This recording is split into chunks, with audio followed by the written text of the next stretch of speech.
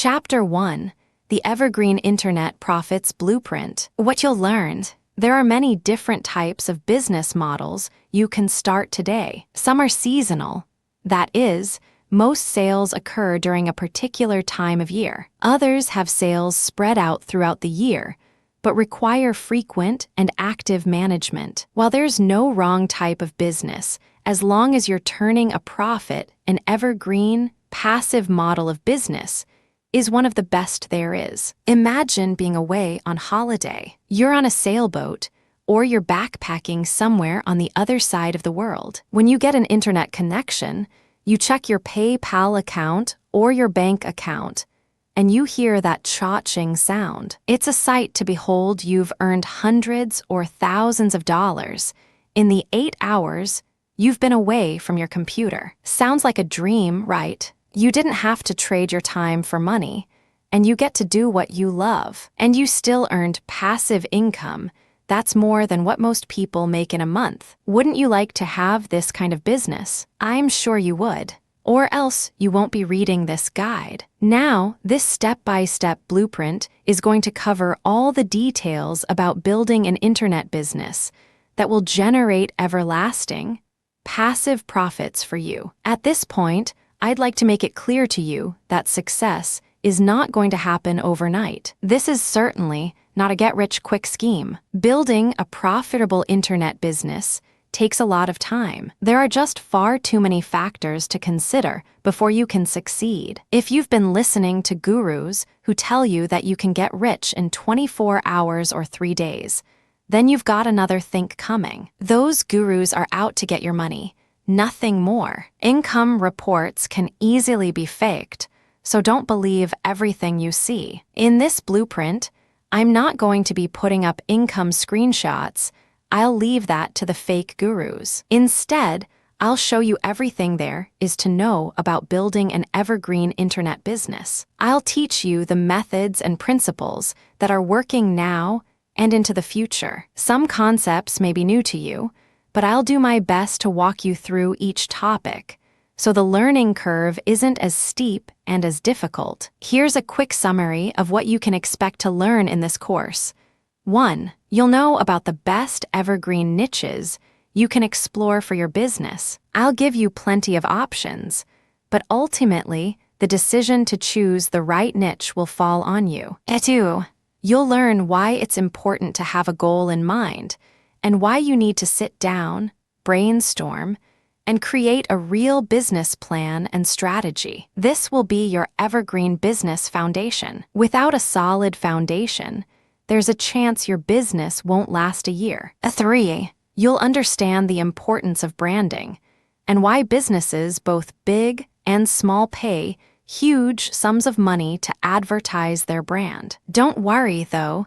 You don't need to go broke to do this. I'll teach you a few strategies you can use without breaking the bank. 4. You'll know why establishing an online social presence and online identity is important for your business. If you shy away from social media, then it's time to take a deep breath and dive into it head first, because there's really no getting around this one. Unless you have the money to hire a social media manager, then you must do this on your own, at least in the beginning. 5. You'll find out how to create valuable content that sticks and resonates with your audience. Creating content that actually matters is important. You have to do a lot of research, so you know you're actually hitting and addressing your audience's pain points. 6.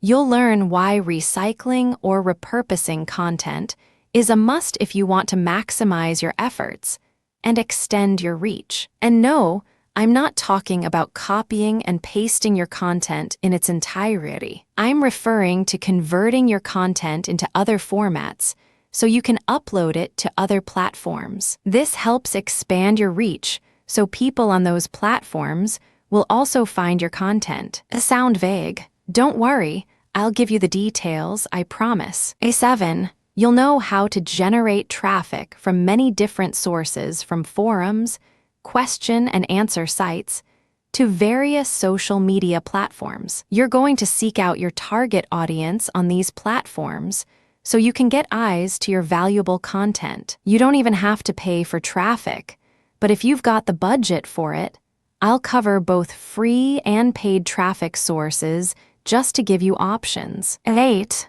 You'll find out why building a mailing list goes hand in hand with building your business. When I say mailing list, I mean an emailing list. After all, we are living in the digital age, and people would rather give out their email address than their physical address. You'll know several techniques to get people to give you their email address, and before you know it, you'll have hundreds or thousands of subscribers on your list. 9. You'll know the different ways you can create and sell your very own evergreen course. There are many different kinds of products you can make, and I'll go through all the popular ones that work with a wide variety of people. Once you know how to make your own product, then I'll show you where you can sell it to get those dollars coming into your account so you can start living your dream life. Yes, there's a lot of ground to cover in this blueprint. You just need to have the patience to go through everything. Don't be afraid to take notes. Print out this guide if you so wish,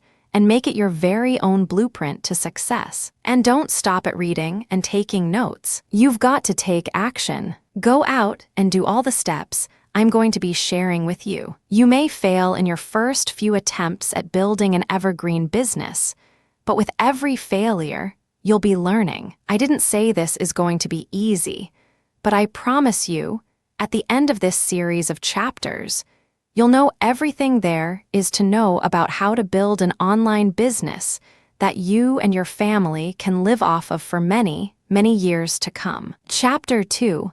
How to find an evergreen niche you'll stick with. Building a business is hard. Finding an evergreen niche you want to build your business on is even harder. Sure, you can just go and pick a random niche anytime you like, but would you be able to devote or spend the time necessary to grow your business? If you answered no, then you might have chosen the wrong niche. If you answered yes, then you might have a gem on your hands. After all, finding success in an evergreen niche can mean a passive income stream for you for many years to come. How to find the right evergreen niche? There are literally thousands upon thousands of niches and sub-niches you can choose for your business. Not everything's going to be profitable though, and certainly not all niches are evergreen. Some may be seasonal.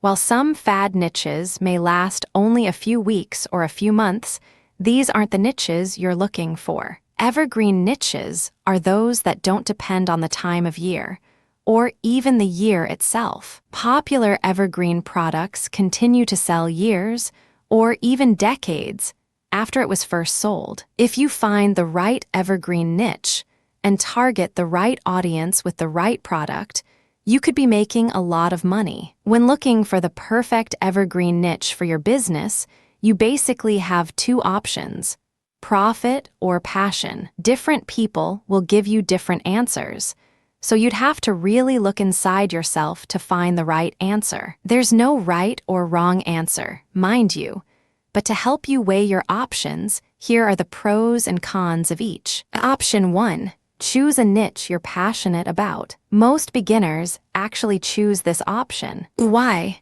Because they are already passionate about a particular topic, and they are confident they can write long-form articles or content around the subject. If you have a favorite hobby or something that really perks you up every time you come across that subject, then you might want to look deeper and see if you can create a business off of that. You know what they say, right? Do what you love, and you'll never work another day in your life. You can write a 5,000-word article on the subject every week and publish it on your site.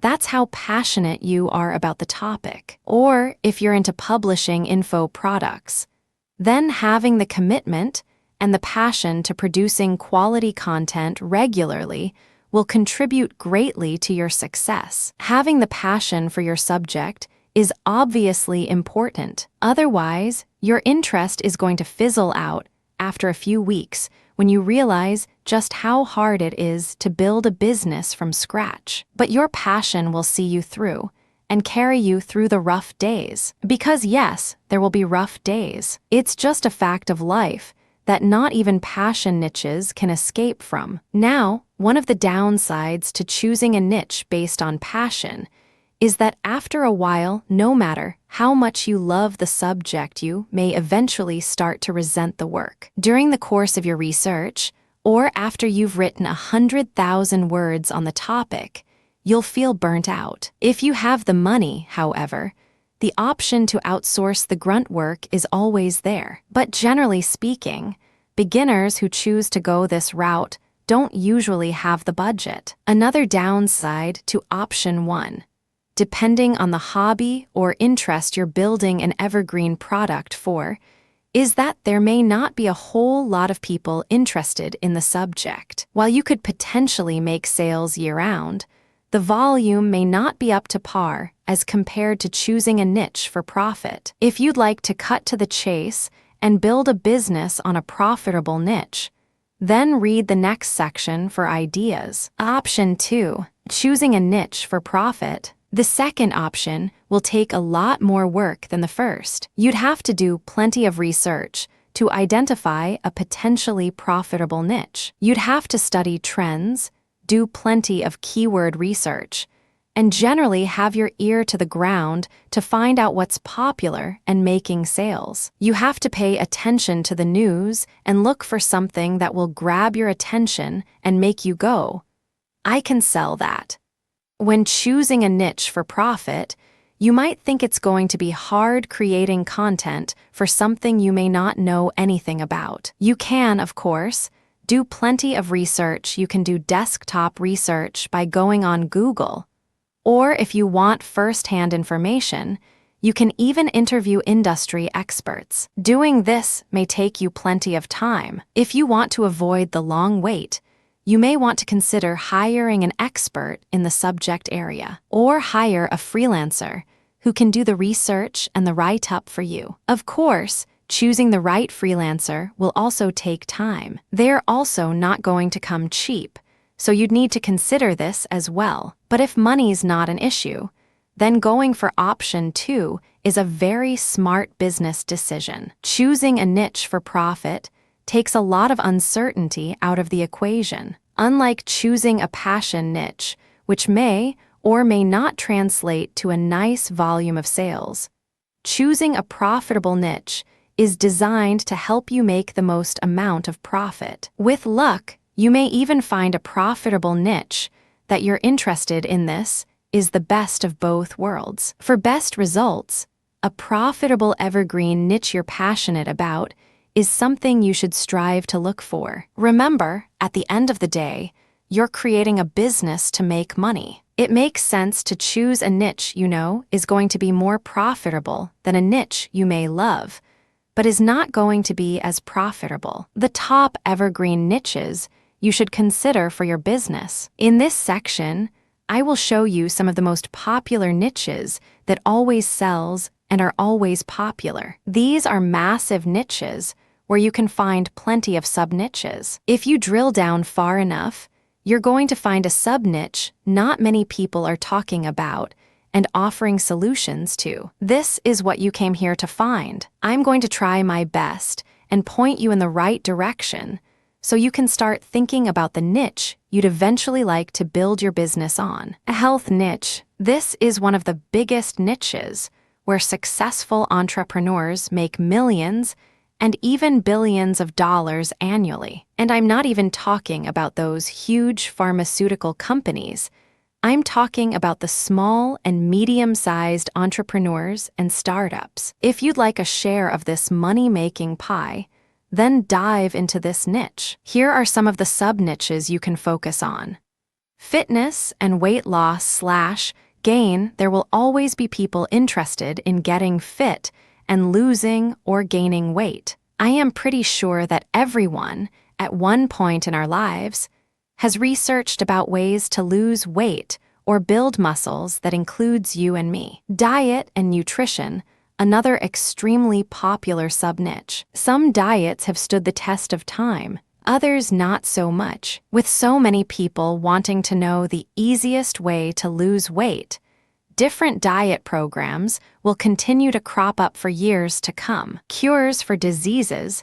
There are so many ailments that befall the human body. If you know of a solution to a specific condition that not too many people are discussing, then you may want to develop a product based on that. Exercise. There are plenty of exercise routines and exercise equipment that are available to the public right now. If you like this niche, you can create exercise videos and grow your business around it. You can upload your videos to YouTube and monetize it there.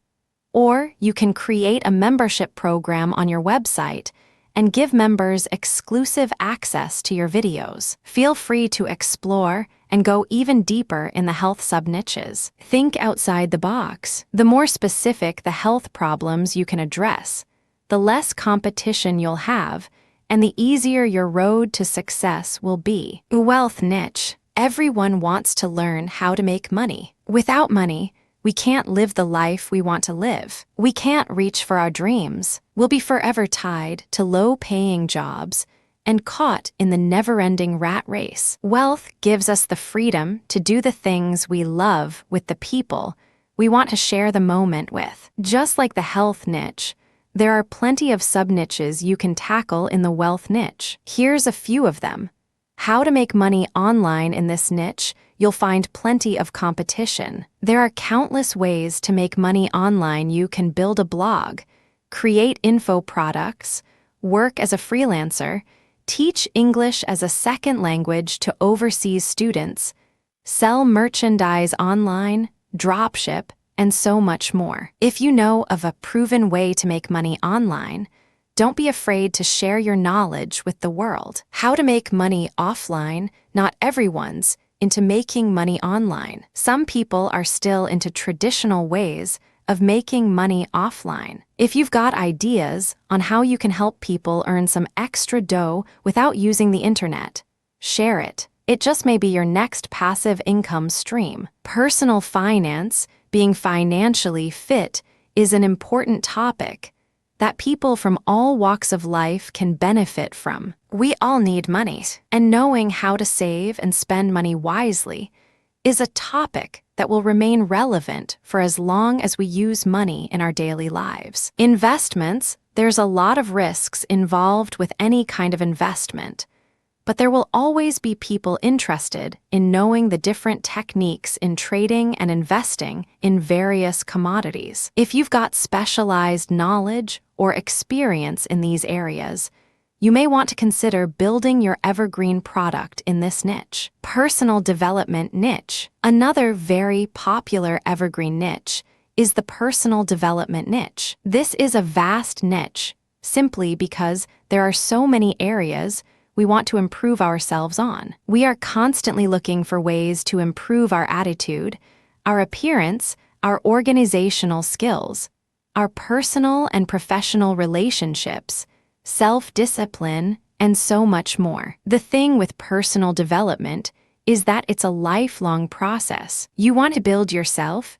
and your skills for the long haul. That's why it's called development. It's a work in progress, so to speak. You're making a conscious effort to develop yourself so you can reach your long-term goals. If you'd like to build your business in this niche, here are some good sub-niches you may want to consider.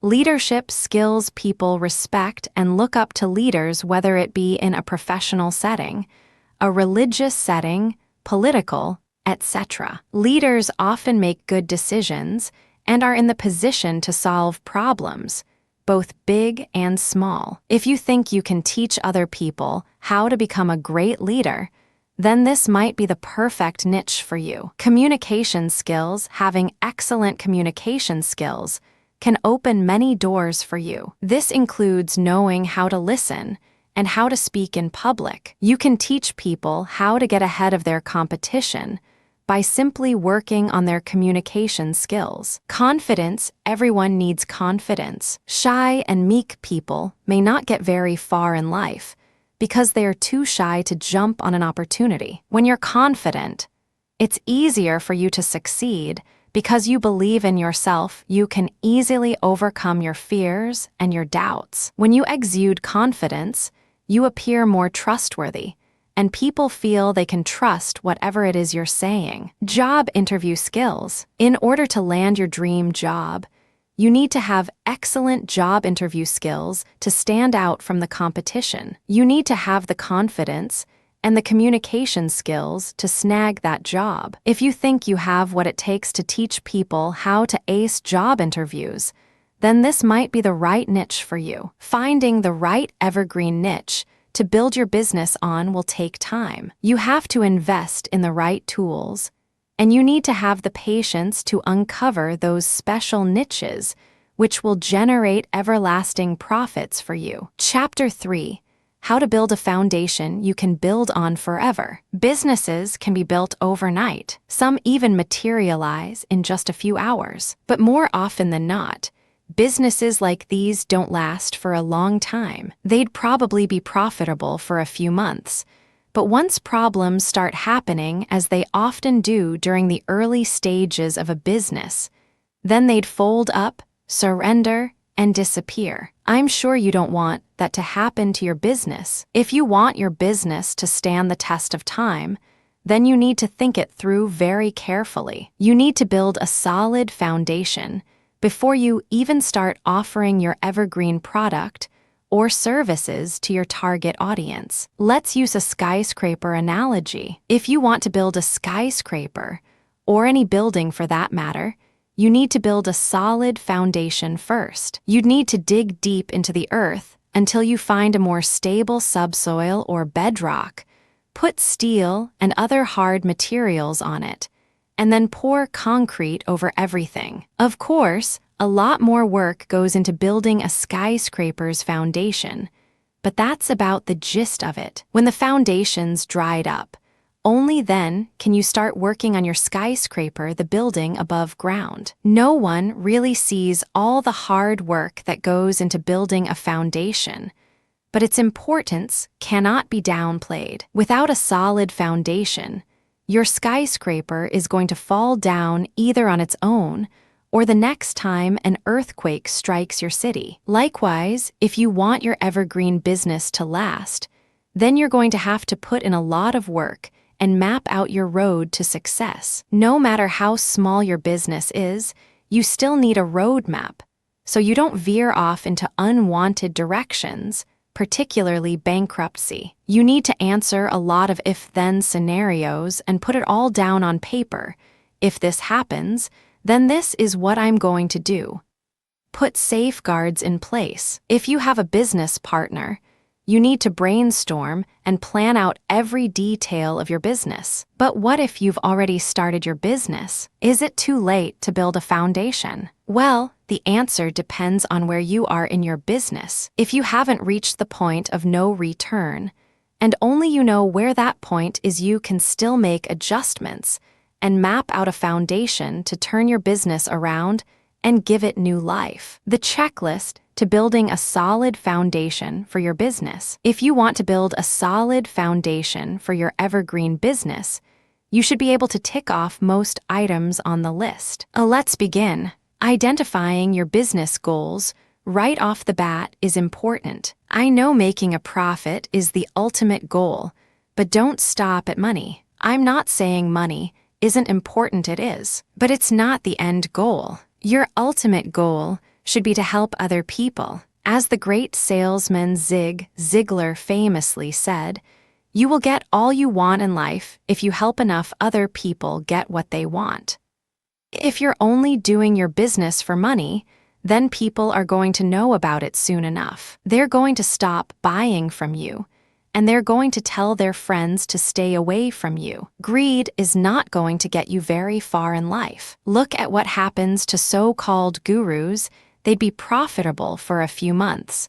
But once word gets out that they are not really in the business of helping, then these gurus disappear. But if you follow Mr. Ziglar's advice and do your best to help people, then you'll have more money than you know what to do with. For example, if you want to create evergreen products, Make sure that those products are actually helping people solve their problems. Don't sell for the sake of selling. If you focus on helping people, then you'll have loyal customers coming to buy your products over and over again. They'll refer you to their family and friends, and if you continue to provide the same level of service, then they'll be your loyal customers too. And before you know it, you'll have plenty of money in the bank, then you know what to do with. Having other business goals is perfectly fine. Just remember to always put your customers first. After all, they are the reason you're in business. All the other points in this checklist should also tie in with your overall goal of helping people. Having concrete plans and solid systems in place mean nothing if you can't deliver what your customers need help with. They are the lifeblood of your business, so take good care of them. When you do this, you will no longer need to think of money constantly, as people will give it to you willingly. Have a business plan in place. Some first-time entrepreneurs may say having a business plan for a small business is overkill. But if you want your business to grow and scale eventually, then it's best to have a business plan in place. It's not too late to write one, so if you haven't got a plan yet, then take the time to write it up and see where your business is going to be in the future. One of the advantages of creating a business plan before you even start working on your business is that you can determine right away if your idea is feasible or not. You could, of course, just wing it and go right out and implement your business idea. But if you value your time and money, then this may not be the best route for you to follow. A business plan has a section on competitive analysis or market analysis. At this stage, you should be able to assess if your idea is a good one or not. Just imagine how much resources you would have wasted if you decided to try out your idea in the real world only for it to fail miserably. Investing in the time to work on your business plan will help ensure a smoother startup period, and you'll know what problems to expect. Yes, you'll still run into some unforeseen problems here and there, but if you did your business plan correctly, then you should already have mapped out solutions to most problems. For instance, you would have an idea of how much money you need to invest so you can start or scale your business. If you fly by the seat of your pants, you may not get very far. Unforeseen expenses could come into play even before you break even, and you may be forced to quit your fledgling business. Your business plan is like your crystal ball if you believe in that stuff, as it allows you to practically get a glimpse of your future. If the future looks bleak for your idea, then scrap that and move on to the next one. However, if the future looks bright, then, by all means, go ahead and build your business right away. Your business plan has already foretold good tidings. The next thing for you to do is further solidify your foundation by moving on to the actual business building part. Separate your personal life from your business. Most entrepreneurs start by being a one-person team. You do everything in your business. You create your product, you market it, you do customer service and after-sales support, and so much more. You're going to be a jack of all trades, literally. In the beginning, it's going to be hard to separate your personal life from your business life. You might not have boundaries for your business and personal expenses, and that's fine. But if you're serious about growing your business, then you need to find a way to separate your two lives. If you work out of your bedroom or any other room in your house, as plenty of new entrepreneurs do, then you most certainly need to have rules in place. You'll need to have a designated workspace where you focus 100% on doing the tasks for the day. Make your family or roommate understand work time is for working, not playing. Put a do not disturb sign outside your door if you have to. Lock the door or put on a good pair of headphones so you don't get bothered by the outside world. To successfully separate your personal and business lives, you'd need to have self-discipline. I mean, how easy is it to walk over to the couch and watch Netflix the whole day instead of answering emails from your customers. You're probably thinking you can bring your laptop over to the couch and multitask. But do you think you're really going to be productive that way? I don't think so. If you can't keep your two lives separate, then you're not going to have a very solid foundation for your evergreen business. Even if you do work at home, or in an office, or even at the beach, you need to draw the line between fun and work so your business will succeed in the long run. Have systems in place. Having a good business plan in place means you've already got some basic systems in place. But when it comes to streamlining your business and making the most of your resources, you need to have highly effective and efficient systems in place. When you're just starting, your systems may not be as defined. Sure, you can plan ahead, but the nitty-gritty is not going to materialize until you finally start working on your business. You may need to adjust your plans as you go along, because working off of theory and practice are two different things. When you're working off of theory alone, you're not in touch with the practical side of things. Some systems may look good on paper, but when it actually comes to following those systems, they're not going to be as efficient and may cost you a lot of time and money. So, you need to adjust accordingly and tweak your system to be as efficient as possible. Don't set your systems in stone. You need to be flexible and adapt as needed. Building working systems are essential to solidifying your business foundation. For example, identifying your marketing and product delivery systems is essential to your success. You may need to undergo some trial and error first to find the best system that works for you.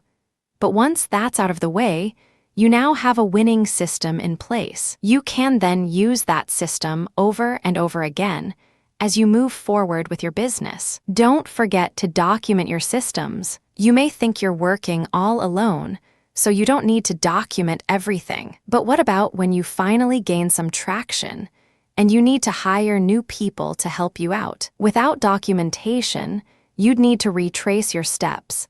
And because you're under time pressure, you might miss out on a few key steps. However, if you're proactive with documenting your processes and your systems, then you can start training your new team as soon as you hire them. Are you ready to start building your foundation? Building a solid foundation for your business will take time. If you're in a hurry and you decide to jump the gun without having a solid plan in place, then you may end up regretting your decision. If you want your business to last for years and years, then investing in a solid foundation is the best thing for you to do. Now, the common misconception for business foundations is that it's irrevocable and final. Fortunately, it's not. You can adjust and recalibrate your plans if you need to. A solid foundation will allow you to do just that. Many companies who failed to adjust and adapt to changing times and technologies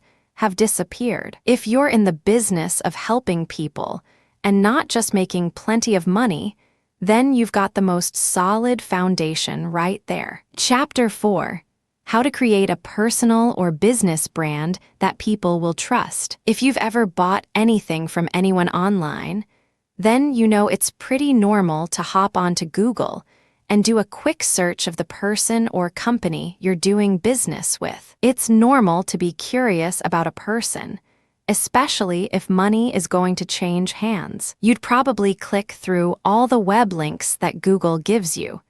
Read all you can about the person or company so you can determine if it's a good idea to do business with them. In the old days, you'd probably ask for a referral. Call that person and ask them for their opinion or personal experiences with that particular person or business. During the course of your research, you'll form an opinion about the person. Are they trustworthy? Are they credible? What do other people say about them? Have they ever scammed anyone? These questions are asked by people unfamiliar with you and your business. It's nothing personal, of course. It's just a normal way of doing business nowadays. In this chapter, I will explain the importance of branding, why you need to do it, and how to build a brand that people will trust. What exactly is branding? Some people may say your company name or your logo is your branding. This may be true for some, but in essence, it goes beyond that. Branding is the overall picture or reputation that people think of when they see your brand. For instance, if you're in the food business, a certain group of people may associate your brand with their childhood. For another group, they may associate your brand with their kids. There's no single definition of what makes your brand your brand. Branding is highly subjective and will vary from person to person. Some may love your brand, others may not, and so on. While you can't control what other people think of you or your brand, you can certainly push them in the right direction to put your brand in a more positive light. You can spend a lot of money on a branding campaign. You can buy plenty of ad space portraying your food business as the best source of healthy, nutritious food in your city. If your campaign goes as planned, then people will remember your brand as a healthy and nutritious brand. But if your campaign goes south, for instance, a customer found something nasty on her food, like an insect, then people may start associating your brand with that nasty insect. Why is branding so important for your business? Building a brand is non-negotiable. In this day and age, where your competitors are not necessarily in the same location as you, you need to stand out from the crowd. Thanks to the internet, today's marketplace is a global one. You have literally the whole world to sell your product to. And if you're selling an evergreen product, building a brand right from the get-go is essential if you want your business to generate profits for you for many years. If you don't take branding seriously, then people are going to choose your competitors over you. The more transparent you are about your business, the more people will trust you. But if you hide behind a facade or even stock photography, then people are going to see right through you. Of course, you don't have to share everything about your life. You do still have a right to privacy, after all. But the point is that, if you're offering a product or service, let your customers see that you are real. They don't have to know the minute details of your life. They just need to know they can trust you. Let them have a peek at your personal life if you want, but that's totally up to you. Your reputation will define you and your brand. If you've got a reputation for being professional because you take good care of your customers, then that helps your brand. People will start associating your business with being a consummate professional, and you'll have referrals and repeat customers coming in. However, if you made quite a number of people unhappy, they are most probably going to leave bad reviews all over the web, so when people search for you, they'll see your brand or business is not so reliable, and they'll be better off buying somewhere else. You don't want this to happen to you. If your brand has been ruined, you can either hire a professional to help clean up your image or start from scratch, if you can. However, do know that nothing ever gets deleted on the internet, so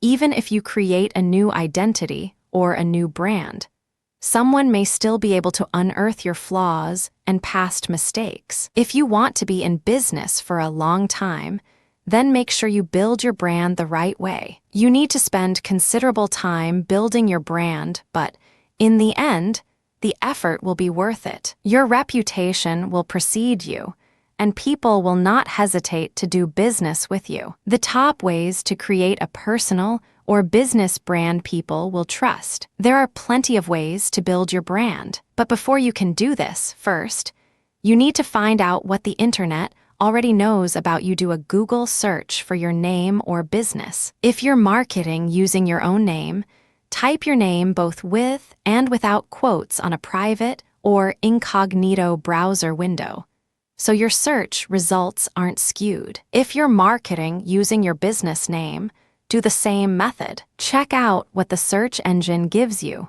Are you happy with the result? Does it show you in a positive light? Or do you have an angry client or customer up on the first page of Google. If you don't have any negative comments come up, then that's a great sign. You can continue to build your brand on such a positive result. On the other hand, if you've got some negative comments, do your best to answer professionally to put yourself in a more positive light. After all, your competitors may have hired people to do a smear job on you to ruin your reputation and scare your customers away from you. Not many people do that, fortunately, but it does happen. So you better make sure all your feedback, positive and negative, are all genuine. Create an unforgettable experience for each customer you serve. When you deliver personalized service to your customers, people will appreciate you. Make each interaction an experience for your customers. Too many businesses are only out to get their customers' money.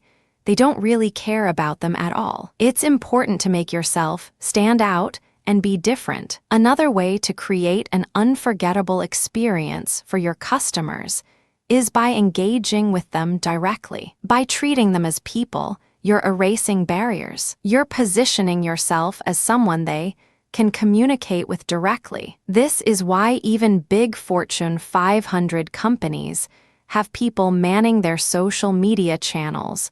So when customers bring something to their attention, they're able to respond to it quickly and publicly. Putting on a face to your company brings you closer to your customers, and they'll pay you back with loyalty. When you make an impact on your customers' minds, they'll remember you and your actions during those times you engaged with them. They may not remember what they bought from you, but they'll remember your actions and the feelings that your actions evoked. Build a relationship with your customers. Humans crave relationships, that's a fact. So, when you build a relationship with your customers, you're literally telling them they can count on you. Don't take their trust lightly, because the moment you do that, you'll lose that trust. Once that's lost, it's going to be hard to win it back. More often than not, they'll transfer their trust to your competitors and maybe even convince a number of your customers to go over to the other side.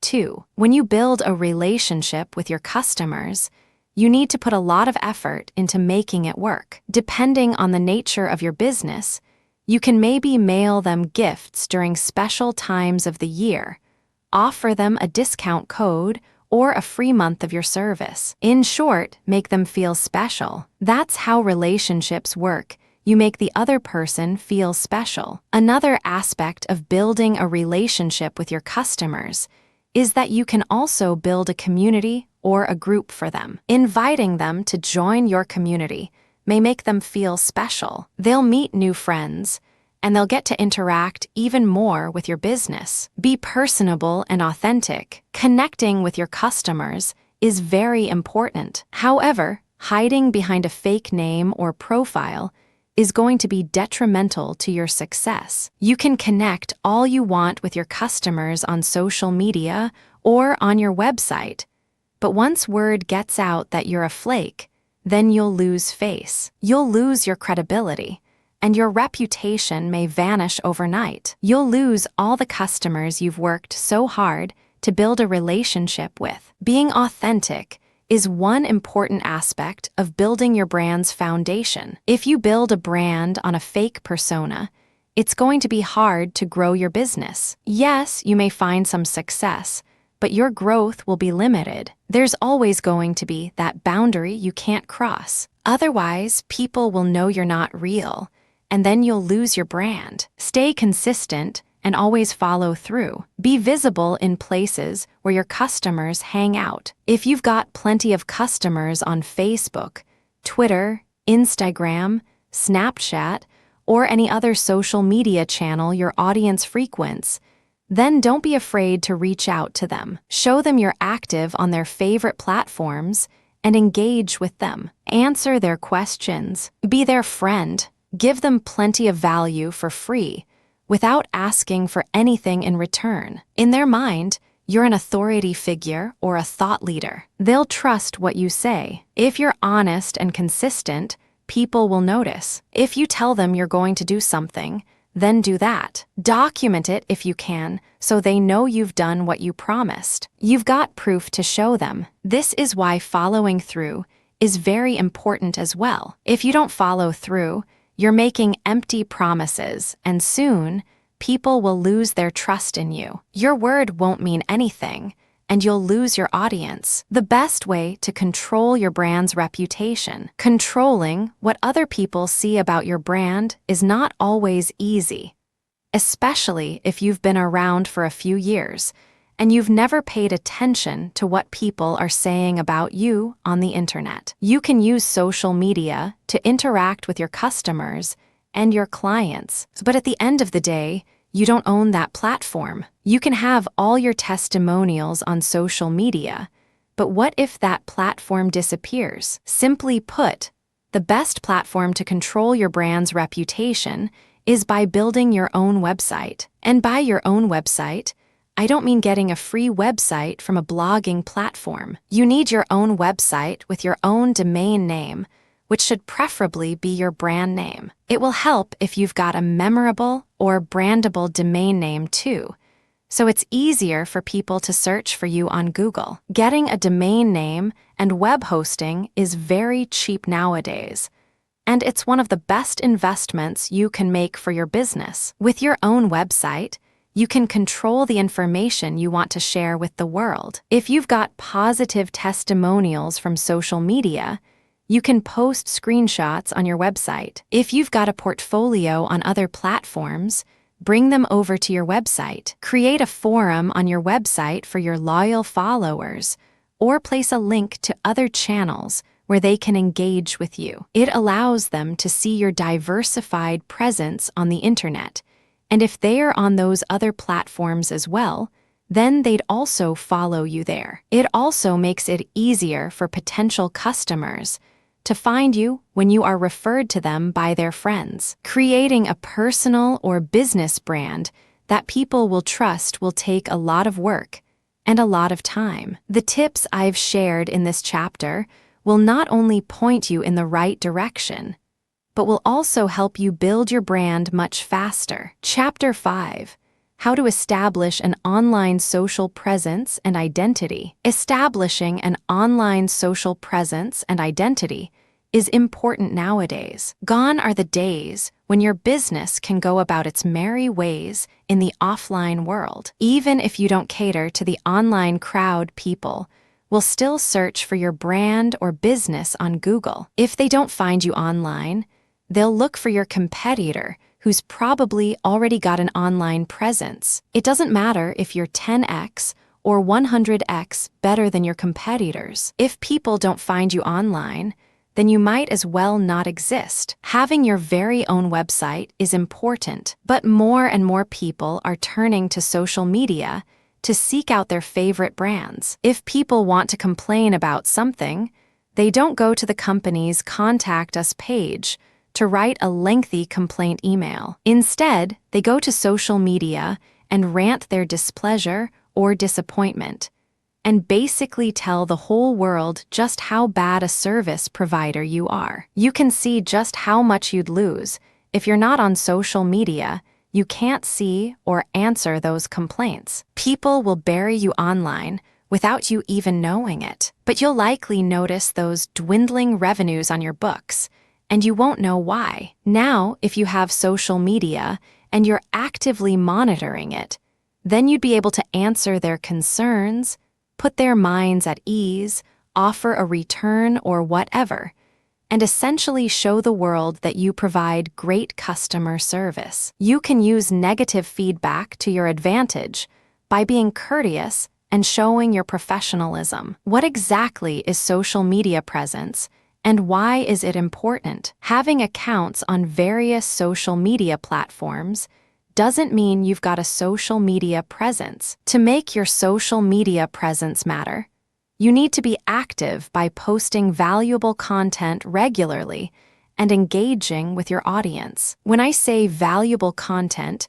I mean content that's relevant to your brand. This includes thoughtful posts, comments, updates, and even useful links from competing brands. You have to show your followers that you are there, that you are in fact present. When they send you a message, reply to them promptly, especially if they post it on your timeline or somewhere other people can see the question, too. Whether you like it or not, you'll be judged by the timeliness and relevance of your response. Having a solid social media presence allows you to establish yourself as an influencer. If you've got a good reputation, people are more apt to follow what you say. When you recommend something, people trust your recommendation. Because of this, you'd need to be careful with your recommendations. You have to vet products you recommend. Don't just think of the money or the commissions you'll make. When you see social media influencers peddling everything from all walks of life, you'd know they are in it for the money. I'm positive you wouldn't want to follow such an account lest you want to get random sales pitches for anything and everything under the sun. Try to recommend only products that are actually related to your brand and your products. Choose products that resonate with you personally, your brand, and your audience. If you're in the pets niche, you wouldn't want to recommend products that are totally unrelated to your pets. That would only cause people to unfollow you. As an influencer, it's your name and your brand on the line. One wrong move could cost you your social media presence and can literally ruin your brand overnight. However, if you do the influencer thing correctly, it could mean another stream of income for your business, especially if you typically get good conversion rates from your followers. Providing good value is always essential to any business. If people know you're not going to be selling them random items and are instead recommending useful products, you're going to have them by the palm of your hand, and they'll buy whatever you recommend. How to establish your social media presence and identity. Creating social media accounts is easy, but establishing your identity and your presence won't happen overnight. It's going to be a full-time job trying to establish a solid presence on social media. You can probably manage one platform on your own, but if you want wider reach and being active on 2, 3, or even more social platforms, then using scheduling tools or hiring a social media manager may be your best course of action. Here are a few tips to get you off to a good start with your social media presence. Have a goal for your social media presence. There are lots of reasons why brands should have a social media presence. For instance, you can use it to educate and inform potential customers about your brand. You can use it as an avenue for customer service or technical support. You can even use it to generate leads for your business. Or if you prefer, you can use your social media accounts to be a central location for you to do business with both your potential and existing customers. Identify the most important social media channels for your brand. There are far too many social media websites nowadays. The biggest ones are Facebook, Instagram, Twitter, Snapchat, and Reddit. Depending on the nature of your business and your niche, some social channels may be more preferable than others. Do your research and find out where you can reach most of your target audience. If the majority of your audience is on Facebook, then be active on Facebook. If most of them are on Pinterest, then make your presence known on Pinterest, and so on. If you're selling an evergreen product or service that caters to professionals or businesses, then consider having an active presence on LinkedIn. Identifying the right platforms is important, as it's simply not cost-effective to be on channels where you'll see very little return on your investment. So, make sure you do your homework before you create those social media accounts. Establish your identity across social media and web platforms. As you've learned in the previous chapter, branding is important for your business. Having a social media presence is obviously very important for your branding efforts. To establish your social media and web identity, you need to be consistent with your brand colors, your logos, images, and even the tone or language used in your content. You should project a single and consistent brand for your business, so no matter where people find you, they'd recognize your brand anywhere. They shouldn't feel any disconnect, as it could turn them off. For instance, if you're selling a child-friendly product on your website, but on social media you're making controversial posts about kids, then people will be confused about what exactly your brand does. Presenting a uniform front across your web properties, including social ones, is important to build the perfect identity you want to convey to your audience. Publish timely and relevant content. Without content, your social media presence will amount to nothing. If you want to gain a sizable following and you want to be respected by your peers, then you need to publish not just timely,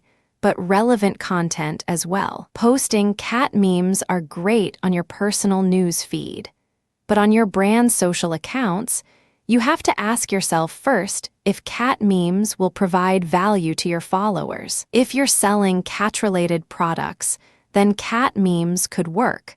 But if you're in an entirely different industry, your followers may abandon you. Unless, of course, you find a way to make a cat meme relevant to what your brand is about. If you have an active blog, don't forget to share it on your social media channels too. That way, your followers know you've published a new post, and they're not missing out on anything valuable. Don't be afraid to ask them to share your content. Asking nicely may give you organic shares for free. Don't just post text content, use other media too. Don't hesitate to use visually appealing images to accompany your text posts. Texts are great for conveying information, but as the saying goes, a picture paints 1,000 words, and with ever-decreasing attention spans and instant gratification, many people would rather look at an image or watch a video than read lengthy articles. It's a fact, too, that images and videos get shared more than text. So,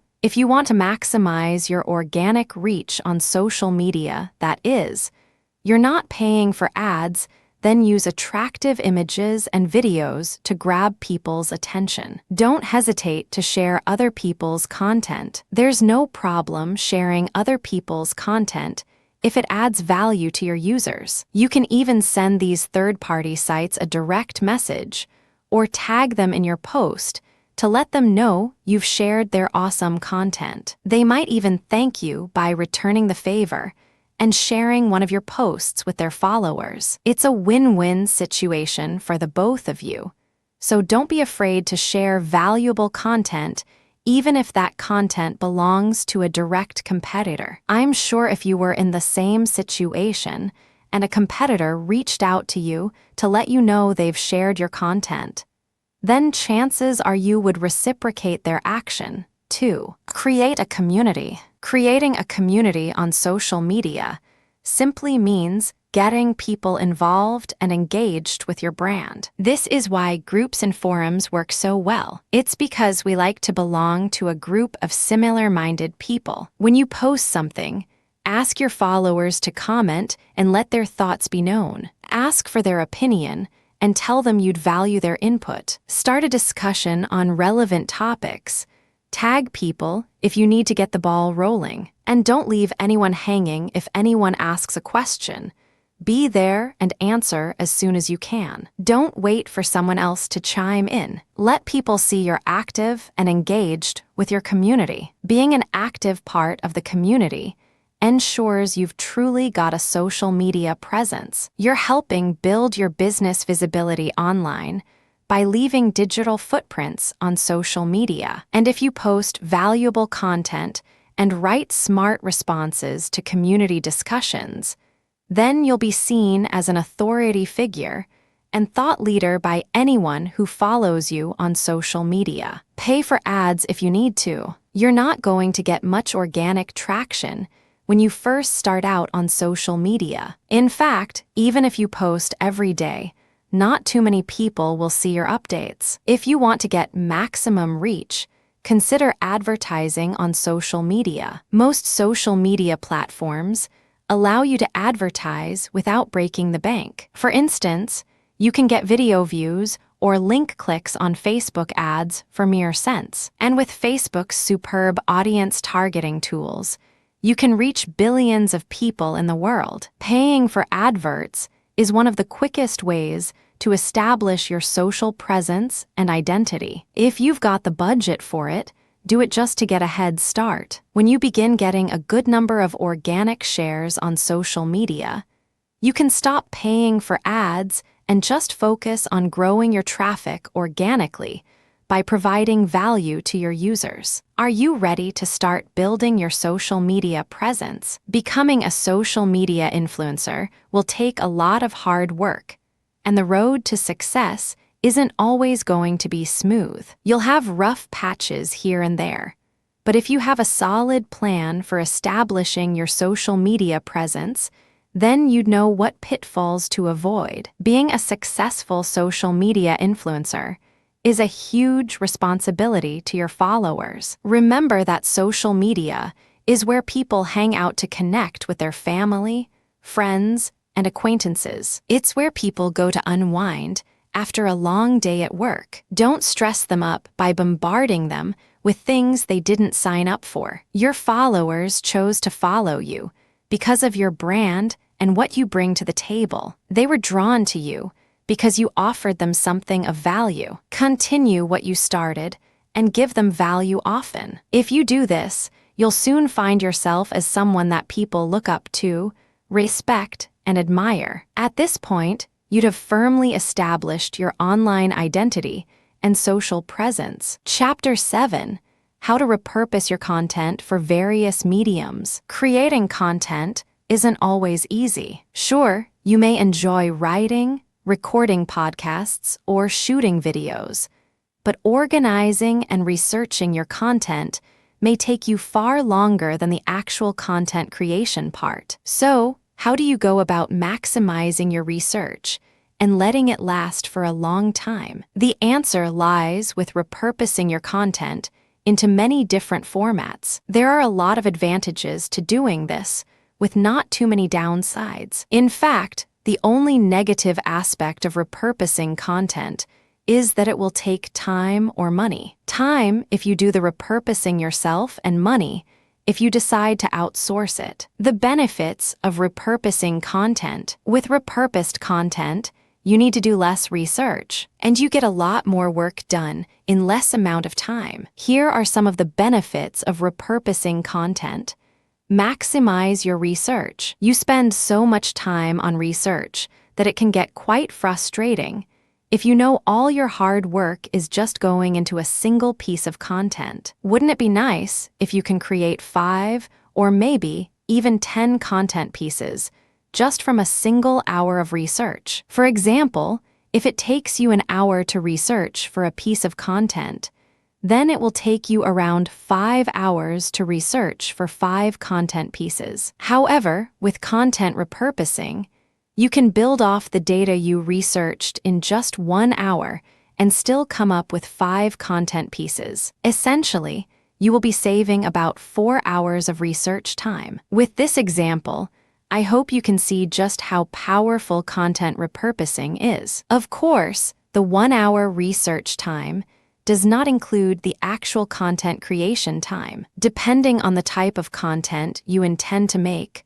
writing or creating the actual content itself may take you far longer than the single hour you spent on researching it. Content repurposing gives your research time more mileage by allowing you to get as much value as possible. You no longer need to worry about coming up with new ideas.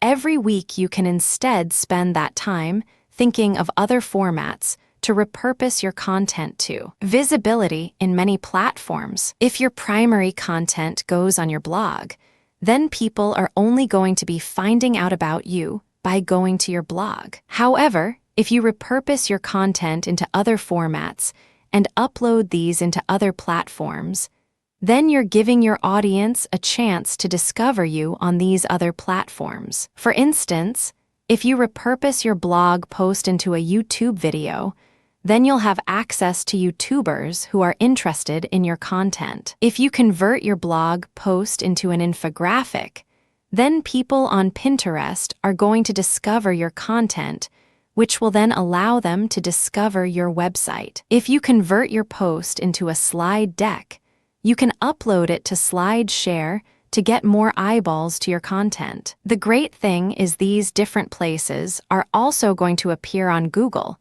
so you can have many listings on Google for the same piece of content. Makes you look credible. If people go on Google and see you multiple times, they're going to find you more credible than if they don't see you there at all. Since you're going to be uploading your repurposed content into websites with high domain authority, chances are they are going to get indexed and ranked on Google as well. The more places people find you at, the bigger your brand appears to be. And since you're repurposing content, then your expertise and your brand's message is going to be in many different places. They'll see you as being an expert, or at least very passionate about your niche. This helps you become more credible in front of your target audience, and the more credible you appear to be, the more likely it is that people are going to purchase whatever product or service you're selling. Bring people's attention to less popular content. You'd normally want to repurpose your most popular content pieces to bring it in front of people who may be interested in what you have to say. However, if you also have other content which may not have been as popular with your current audience, then you might want to breathe new life into it by repurposing it and putting it in front of new people. This is especially useful if you're proud of the work you've done on those pieces and you spent a lot of countless nights researching it. If you feel your current audience didn't appreciate your hard work, then there's no harm in repurposing it to other formats that other people may like. For instance, if you have a number of blog posts that didn't get as much engagement as you want, you can perhaps try to package it as a free ebook that you can use to drive people to sign up for your mailing list. Likewise, if you have a well-researched and well-written ebook that didn't get many downloads, then you may want to try repurposing it into a series of blog posts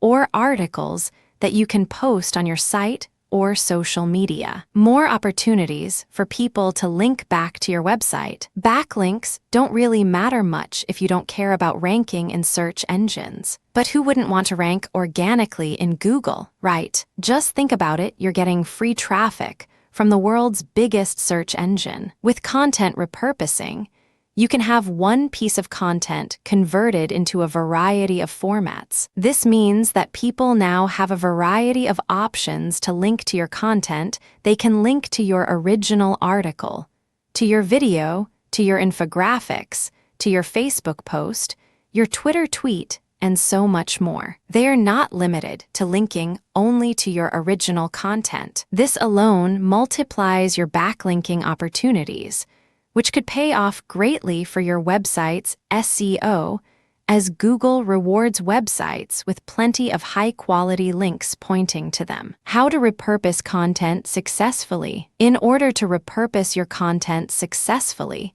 you need to carefully plan out your content when you first start writing it. For example, if you're writing a long-form blog post, you might want to break it down into different sections to make the information easily digestible. You can then repurpose these sections into different formats. It's easier to do it this way, as you don't need to do too much editing to get your content to fit another format. Here are the methods you can follow to repurpose content the right way.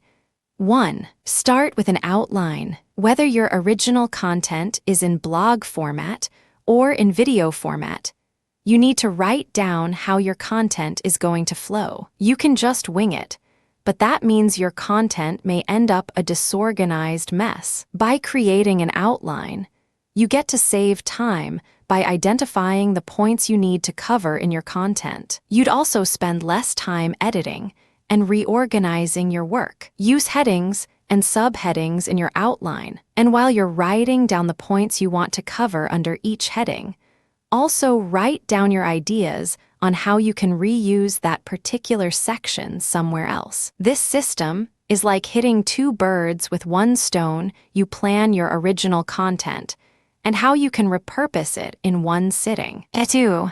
Have a specific audience in mind for each repurposed content. This point is very important because if you don't plan ahead who you want to see your repurposed content, then you may not be able to serve up the kind of content these people will engage with. Knowing your audience is very important for any business to succeed. Repurposing content is no different. So, before you repurpose your content, look around and see what kind of content your target audience usually likes in, say, YouTube, Pinterest, Reddit, and more. For instance, if you're targeting middle-aged women in your niche, then you should create videos with this specific audience in mind. Doing this makes you relatable, so even if they've never heard of you before or visited your website, your message will resonate with them, and they'll most likely end up following you as well. If you don't know who your audience is, then you may be hitting blindly in the dark. You could get lucky and find some success, but generally, it's the well-thought-out content that is made specifically for a certain group of people that succeeds. 3. Use your brand's identity in your repurposed content. The reason you're repurposing content is because you want your brand to be seen in a number of different places. But how can you achieve this if you fail to use your brand's logo, colors, or even font faces? As we've covered in previous chapters, branding is important for your business success. Branding helps build your credibility and makes you look trustworthy. It's important for people to be able to identify your content across many different channels, so do make sure you make it easy for them to do so. 4. Repurpose your content into any of these formats. This isn't a conclusive list by any means,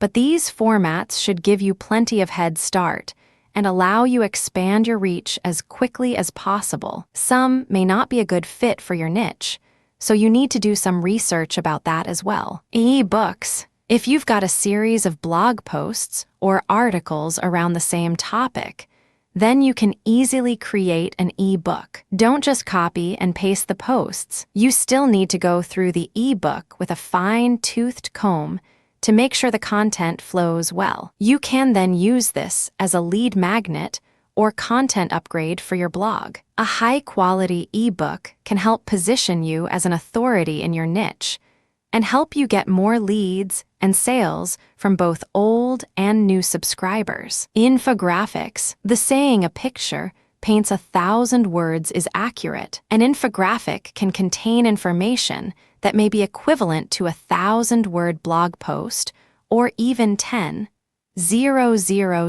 words. With infographics, you just need to extract the main points in your content and then transform it into a graphic. Don't use too many words in your infographic, though. Put an emphasis on the graphics part, make it pleasing to the eyes, and upload it to image-oriented sites like Pinterest and Instagram. Slide decks. Slide decks are quite easy to create on any presentation software like PowerPoint, Keynote, or Google Slides. Just like infographics, try not to be too wordy on your slides. Instead, use graphics and icons to emphasize your main points. This makes your slide decks more easy to understand and will attract more shares than if you just upload a boring text-based slide deck. Videos. If you've got great content that can be used in a video, then repurpose it as a video. Tutorials and how-to articles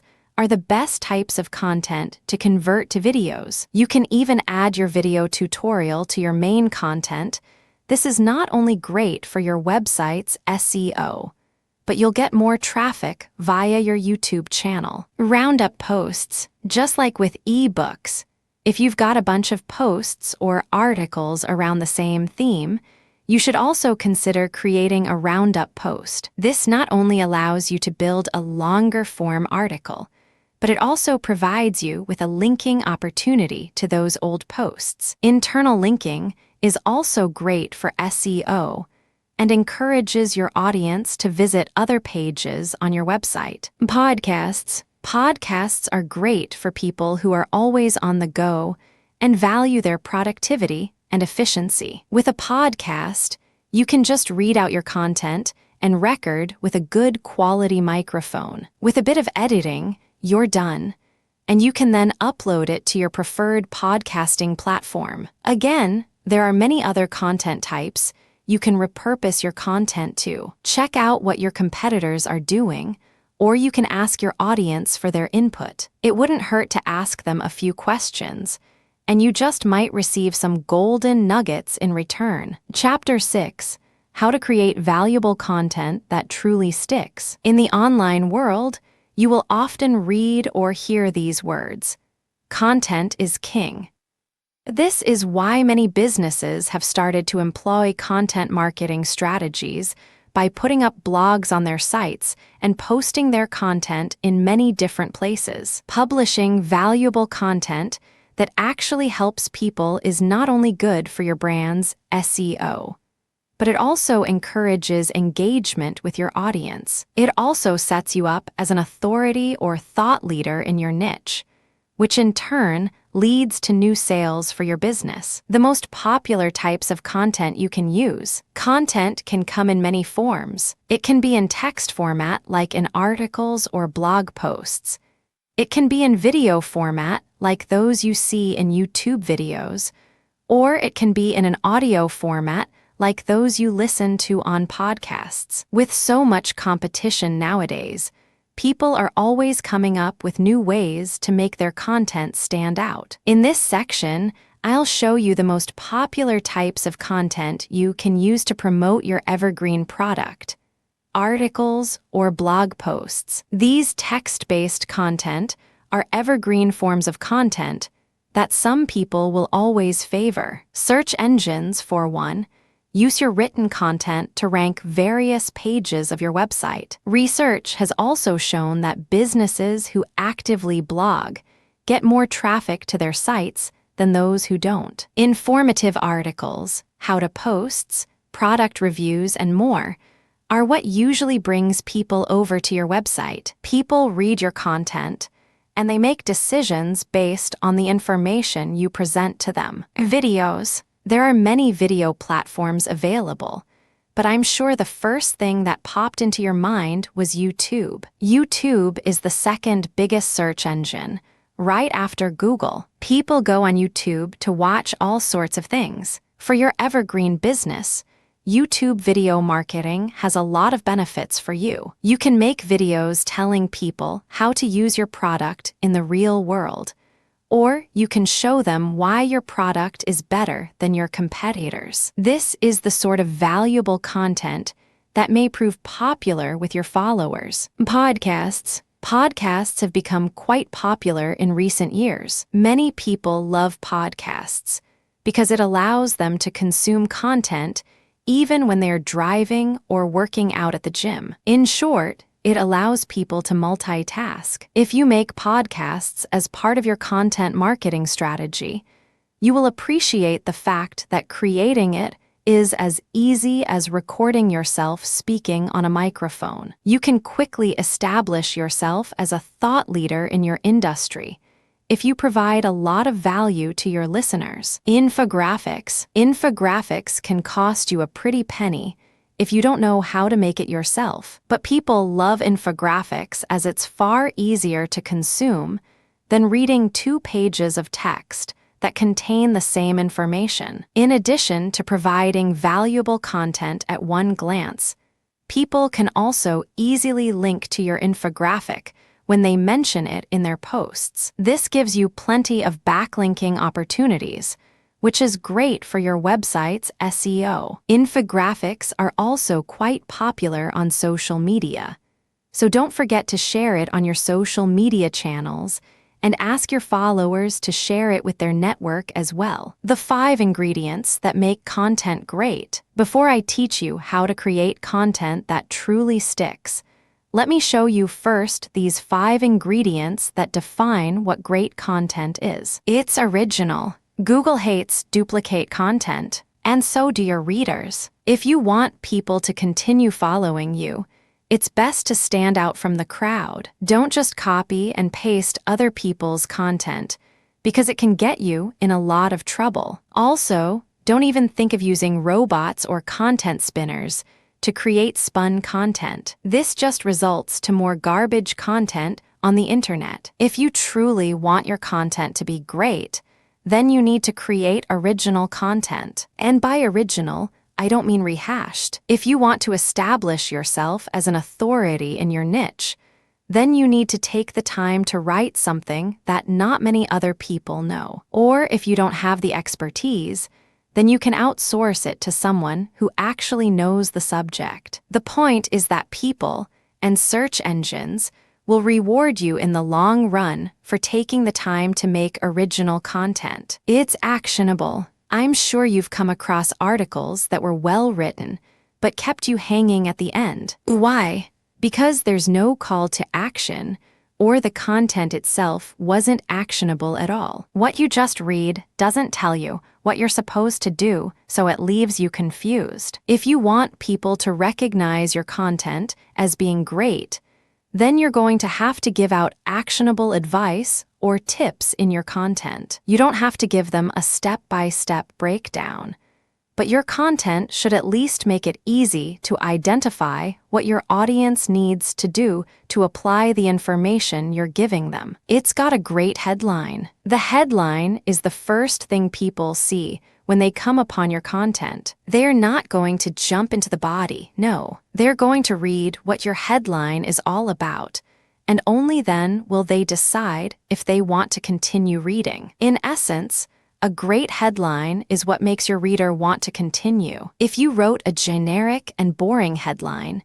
your readers might not want to go far enough to read the first paragraph. They just close the browser tab and move on to the next website. It solves a pain point. People will check out your content if they think you can help them. If you're offering the solution to a problem or you have the answer to their questions, then they're going to check out your content. But nowadays, people don't just want answers. They want answers fast. They want answers immediately. Even if you do have the answers to their questions, if they can't find it quickly, they're going to leave and look somewhere else. Make sure you structure your content in such a way that your audience can immediately see what they came to find. It's written in a language your audience understands. This is an important ingredient for making great content. First of all, you need to know who your audience is so you know the kind of language they use, their slangs and terminology. If your content is geared primarily towards millennials, then use their language. Don't use difficult words that are more fit for people in the academy. By using their language, you're making your content relatable. You're making it easy for people to trust you, and they'd easily welcome you into their community because you belong. Your language will tell them that you're one of them. How to create content that sticks. Now that you know the different kinds of content you can use as well as the ingredients that make a piece of content great, it's time to show you how you can create content that will truly stick or resonate with your audience. 1.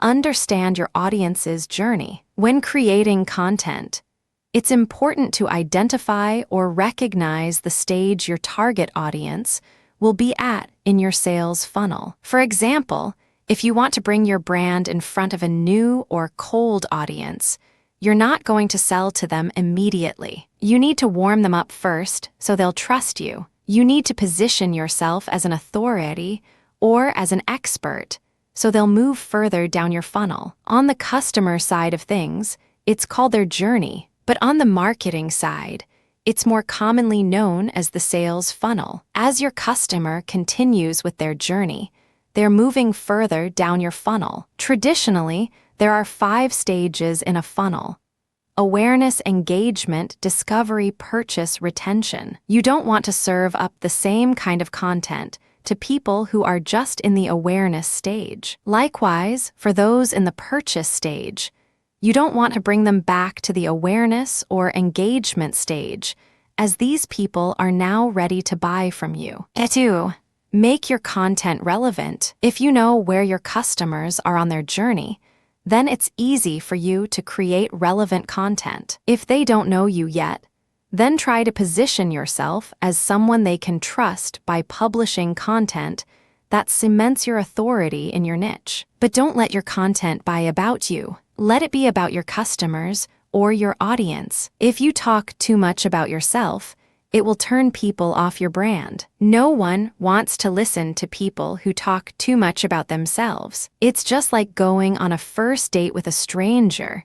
You wouldn't want to go out with them again if they talked too much about themselves, right? The same goes for your content. Make your audience feel special by addressing their concerns and their questions. Ask yourself if your content answers the question, "What's in it for my customers?"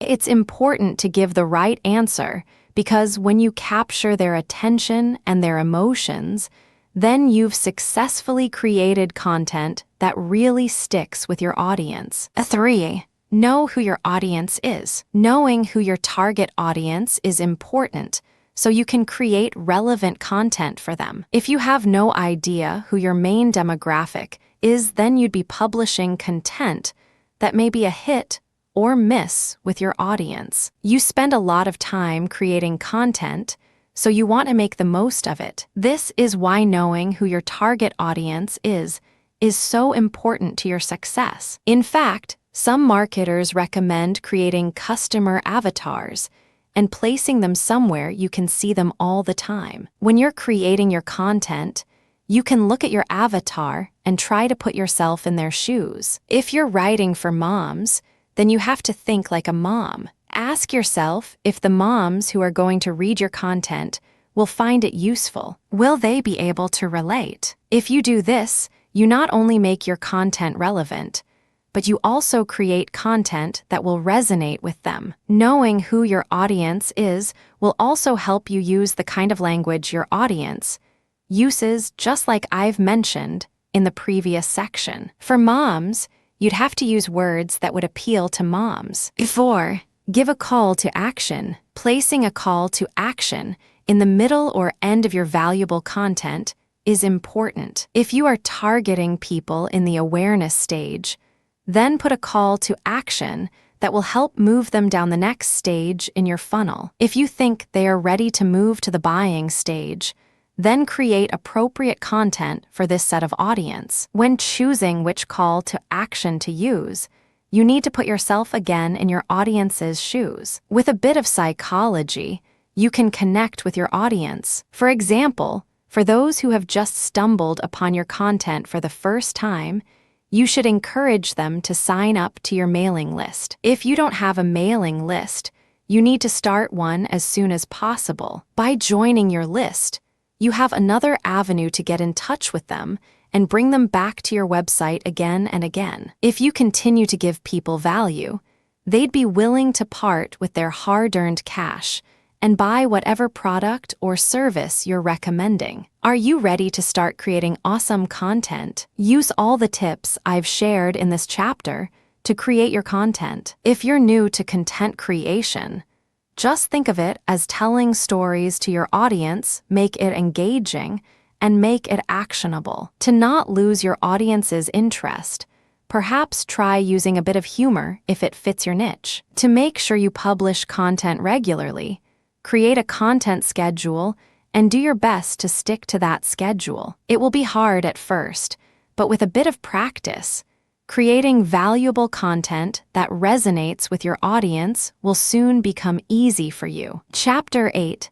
How to generate traffic from multiple sources. When you're a content creator, seeing people consume your content can bring you a lot of joy. These people, your audience, are on their way to bringing you profits, so you need to take care of them while they're on your site. They're there for a reason. You promise to help them with something they need help with. But how do you get people to visit your site in the first place? This is what you're going to learn in this chapter. Google traffic is great. When people first set up their websites, they automatically assume people are going to find them on Google right away. But search engines are complicated, and with the sheer number of live websites on the World Wide Web, you have plenty of competition. Not everyone can be on the first page of Google. In fact, only 10 websites appear on every page of search results.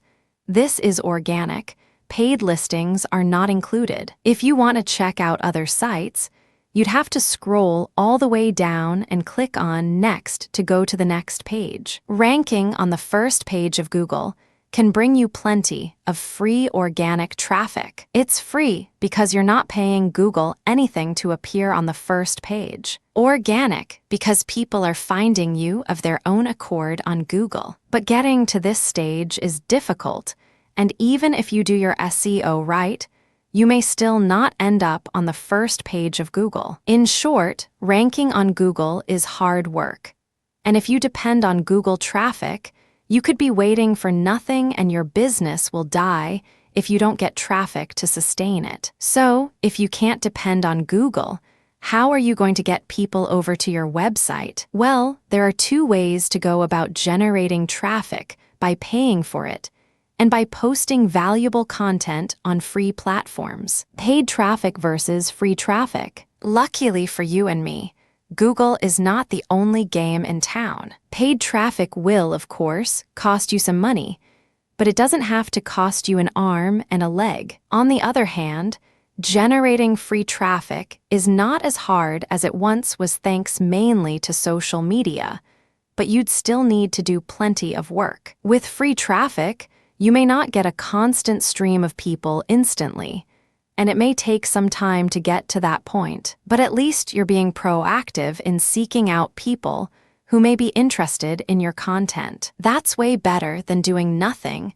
and waiting for your site to rank on Google. Pros and cons of paid traffic. If you've got the money to burn, then you may want to consider paying for traffic. Not only do you get traffic instantly, but you can also buy quality traffic for cents on the dollar. Take, for instance, Facebook ads. Facebook marketers swear by the effectiveness of Facebook ads and its incomparable audience targeting options. Many marketers are profiting handsomely with Facebook ads. With over 2 billion active users on the platform, you'll most probably run out of money first before you run out of people to target. With paid traffic, there are generally 3 options to choose from. Cost per click. You only pay every time someone clicks on your ad. Cost per mil. You pay per 1,000 views regardless of whether people clicked on your ad or not. A fixed rate. You pay this amount regardless of the number of people who clicked or viewed your ad. The thing with paid ads is that you can set up your website or landing page today, pay for ads, and get traffic instantly. You don't need to wait for days, weeks, or months for people to visit your site. Just get an eye-catching advert in front of your target audience, and you can assess if you've got a winner or a loser on your hands. With instant traffic comes the possibility of instant profits. If you've got a great offer for your audience, and you're going to be profiting $100 per sale, wouldn't you be willing to pay $1 or even $10 per click? Most paid traffic enthusiasts will tell you to do the math.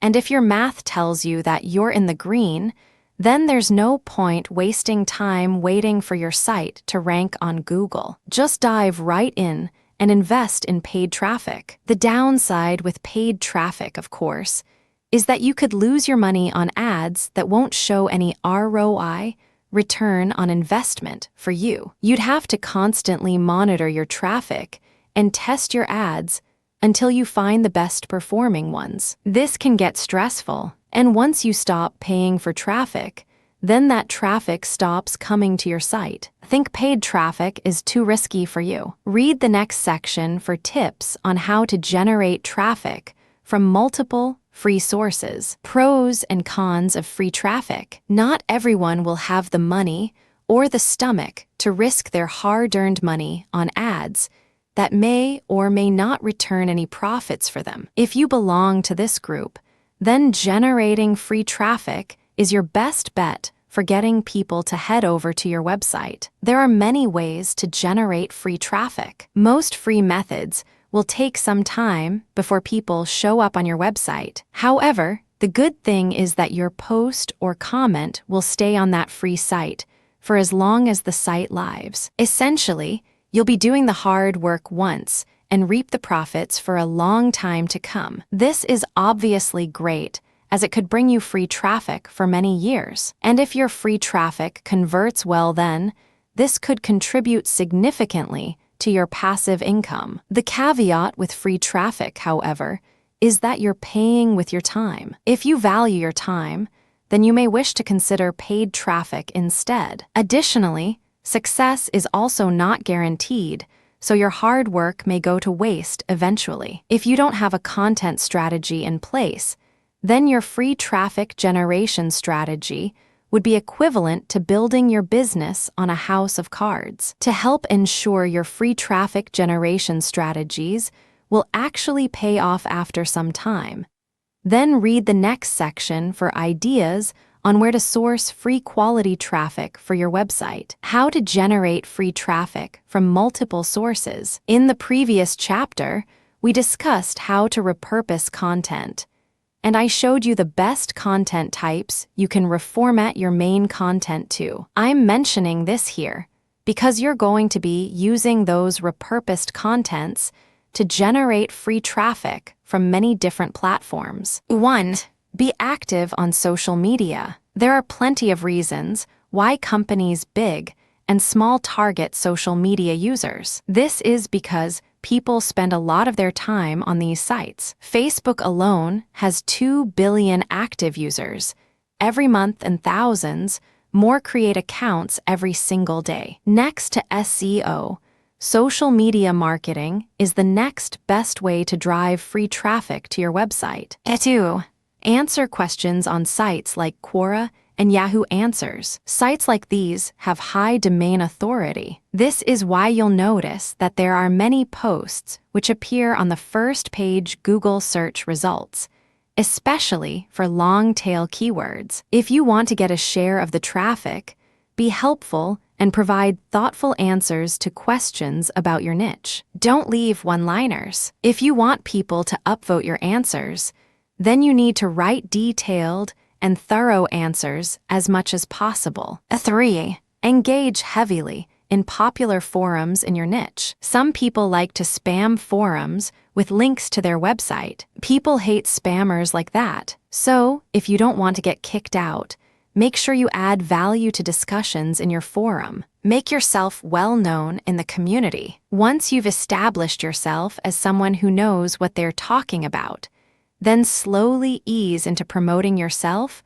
or your website. Don't be too salesy, though like I said, people hate that kind of behavior. 4. YouTube marketing. YouTube is the second biggest search engine right after Google, and YouTube videos often rank high in Google search results, especially for tutorials and how-to queries. If you want your videos to rank and bring you free traffic to your website, you need to follow a few basic video SEOs. Also, don't spam YouTube with copied and pasted content. Try to be as helpful as possible and offer original content that will help you win over your viewers. 5. Engage with your podcast listeners. To succeed in podcasting, you need to provide valuable content to your listeners. Having a great voice is a plus, but ultimately it's going to be your content that really matters. You can also try and reach out to other podcasters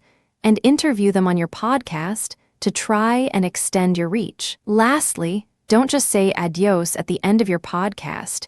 Make sure you include a call to action as well. 6.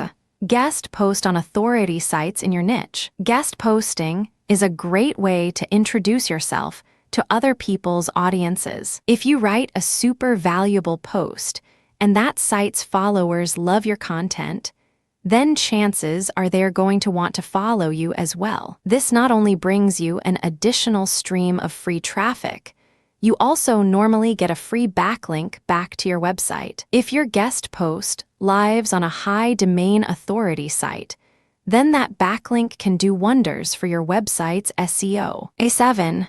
Email your list. If you've already got an email list, don't forget about them. If you're taking a lot of time promoting your brand on other people's websites to get in front of new audiences, then you should all the more prioritize the people who already trust you. Don't spam them with offers, though. Instead, continue giving them valuable content so they don't hit that unsubscribe or worse, that spam button. 8. Upload your slide decks to SlideShare and similar sites. If you've repurposed your content into slide decks, then you can upload it to sites like SlideShare. You'll get traffic from people who search for content like yours on those sites, plus you'll even get a free backlink. Again, this is great for your website's SEO. 9.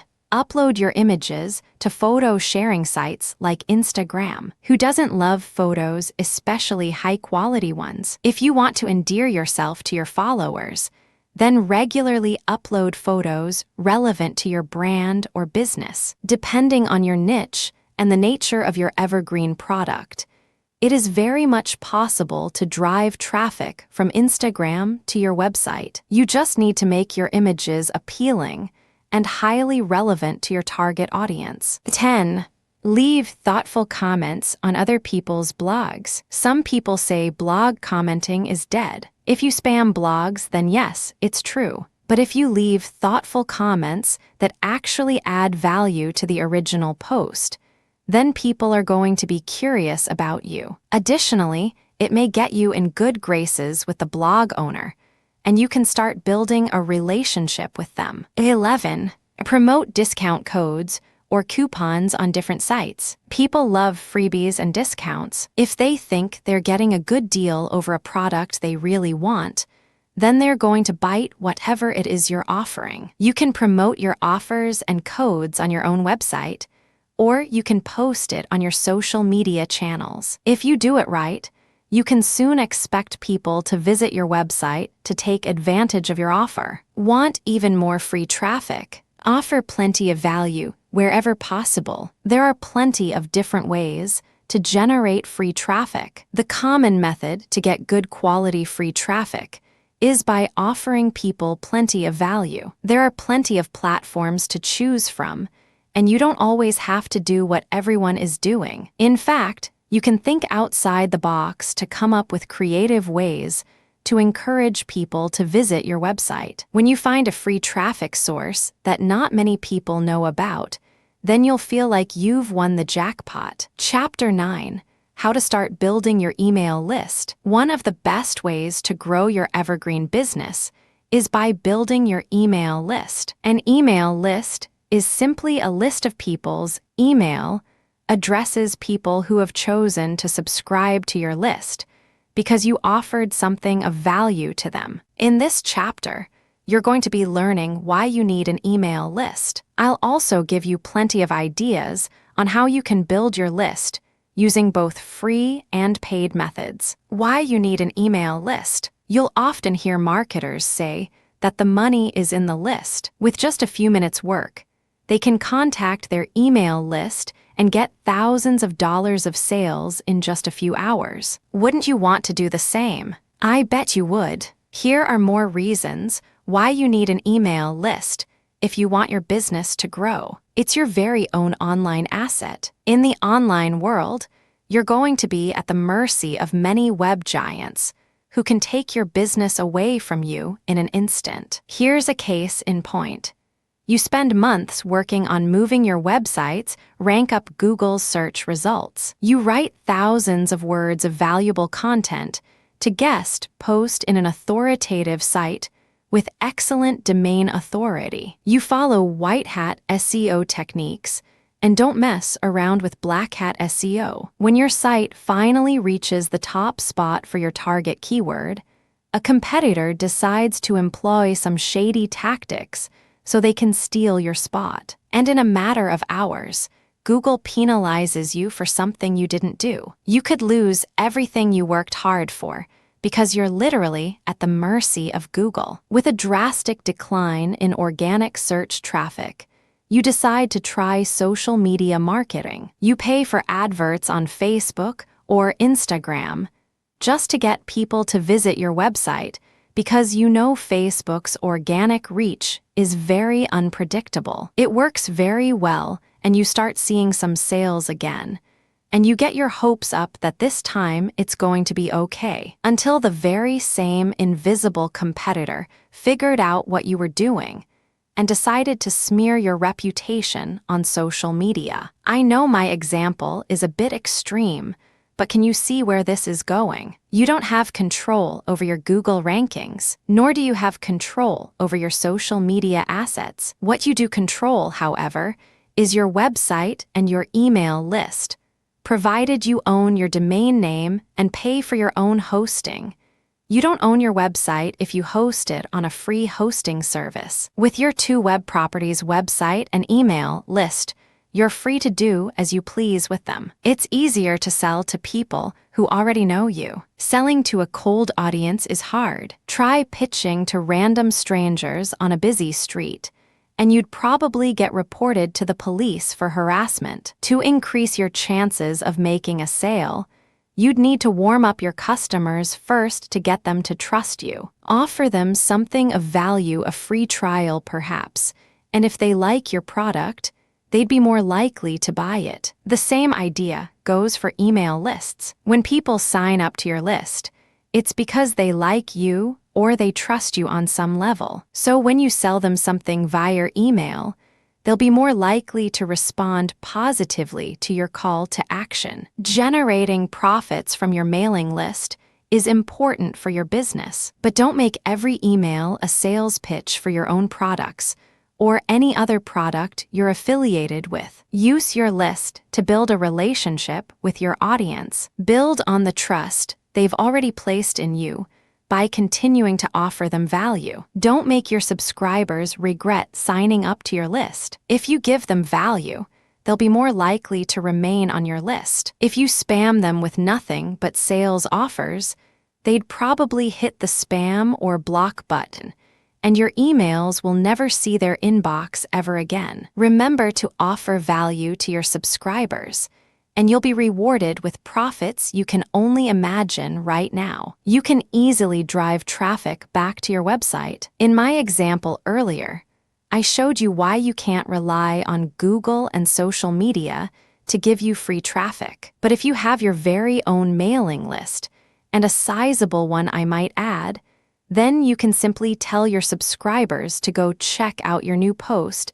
every time you publish one. Awesome, right? Of course, what you publish must be relevant to what your subscribers initially signed up for. If you cover a lot of different niches on your site, then it's important that you consider segregating your list. For example, if you create evergreen products in the health, love, and wealth niches, then you have to create 3 different email lists. One list for people interested in the health niche, another for people interested in your love niche products, and a third one for those who are interested in becoming wealthy. Segregating your list will mean you'd have to work thrice as hard to grow your list, but sooner or later, you'll amass a good number of subscribers per list, and your subscribers will be more than happy to read your emails because it's relevant to them. If you group your lists this way, then you need to make sure you only send relevant content to the right list. Otherwise, you run the risk of upsetting some subscribers, which could result to people unsubscribing from your list. However, if you only send them niche-related emails, and it's something that interests them, then they'd be more likely to follow your email's call to action and go check out your new post on your website. Steps to build your email list the right way. In this section, I'm going to cover the steps you can follow to create a high-quality email list. Note that I'm mentioning quality here, because if you end up with a low-quality list, then it's probably not going to be worth the time and effort building that list in the first place. 1. Offer something so valuable that your audience will feel compelled to sign up. You probably visited hundreds of websites in the last week or so, and I dare say a good number of those sites had an email opt-in form somewhere, probably a pop-up or in the sidebar, asking you to enter your email address so you can receive a free ebook or something. Can you remember how many websites you chose to sign up for? And do you remember why you chose to do so? For most people, we normally only sign up for email lists which offer a tempting bribe. We don't want to receive free updates. You can't just put up an opt-in form anywhere and ask people to enter their email address. That strategy probably worked 5 years ago, but not today. Today, if you want people to join your list, you'd have to offer them something truly valuable, something that will make them go, "Oh wow, this is really useful to me. I'd love to get my hands on that. Okay, here I go. I'm typing in my real email address now. I can't wait to read this stuff." To get email subscribers, you need to think carefully about how you're going to lure them in to sign up for your list. Should you offer a free ebook, a free video course, a free Skype consult? Whatever you decide on, put yourself in their shoes. Would you sign up for your list? If you answered yes, then you're off to a good start. But if you answered no, then you need to go back to the drawing board and review your content strategy again. No one ever said building a list is easy. You'd have to work hard to get people's email addresses. By giving them something really useful or helpful, you're increasing your chances of getting them to sign up. The caveat, of course, is that not everyone would want to sign up for your list, no matter how great your free ebook or video course is. That's normal, but with a high-quality offer on the table, your opt-in rates will be so much higher than if you didn't carefully think things through. 2. Put your opt-in forms in high-converting places on your website. Ad banner blindness is a real thing, and so is email opt-in form blindness. If you're using a standard opt-in form with a generic design, no one's going to pay any attention to it. It may just as well be invisible with the dismal opt-in rates you're going to get. It's also just a waste of valuable website real estate. Website design can vary widely from one site to another, but generally, these are the top places most website owners report as giving them higher than average opt-in rates. Top of the sidebar. Your sidebar can be on the left or right side of the page. Wherever it is, try adding an opt-in form at the top of the sidebar. Heat maps show sidebars get good activity, so don't be afraid to try this option. A splash page. This is the first thing your site visitors will see on your website. Make it clear to them what the benefits are if they sign up for your list. You can use a Start Here sign, a smiling photo of yourself or your free giveaway, or a testimonial from a happy subscriber or customer. A header. Your website's header is the one place everyone sees no matter where they are on your website. It's above the fold, so people don't need to scroll down to see your opt-in form. With a combination of a great offer and opt-in form design, you may get more people to opt in to your list. Within your blog posts, if you don't have a blog on your website, you're losing out. Publishing high-quality content regularly on your blog will help establish your authority and attract more people to follow your brand. Add your opt-in form preferably in the middle or bottom of your posts. This way, people would already have read your content, so you know when they sign up, they're interested in what you have to offer. Timed pop-up or lightbox. You can set your opt-in form to appear after a certain amount of time, say 1 or 2 minutes. This allows your visitors to look around your site for a bit and get to know you better before you ask them to sign up. Most people normally just close pop-ups that appear as soon as they land on a website, but timed pop-ups allow people to get acquainted with your brand first. The opt-in rates for any of these locations will vary from niche to niche. You'd have to do a lot of tests to find the spot that will work best for your website. 3.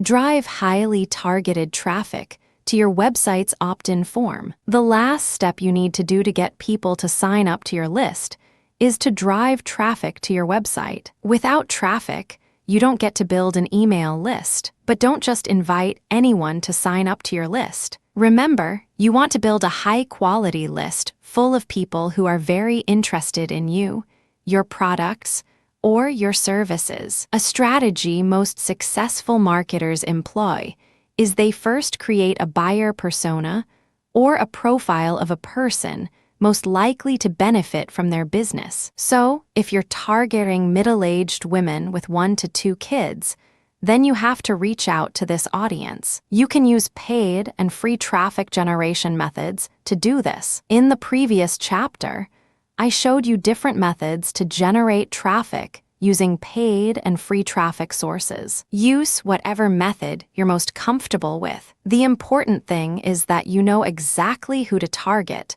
so you don't waste too much time and money. Having a good-sized mailing list composed of your ideal audience will bring you plenty of profits in the long run. Don't forget to offer your subscribers plenty of value, and don't think of them as your human cash cards whenever you need to make some money. Treat your subscribers as your friends, and you'll be justly rewarded with everlasting profits. Chapter 10. How to create and sell your very own evergreen course. If you're passionate about something and you want to share it with the world, then you might want to consider creating your very own evergreen course. You may think no one's going to pay you for sharing information, but you'd be surprised to know how many first-time entrepreneurs who have never sold a single thing online successfully sold their first course. If you want to experience launching a successful online course, then read on, because in this chapter, you're going to learn exactly how you can create your very own course and generate passive income for years to come. Why you should create and sell your very own course. Here are a few reasons why you should consider creating and selling your very own online course if you want to generate everlasting, passive profits. 1.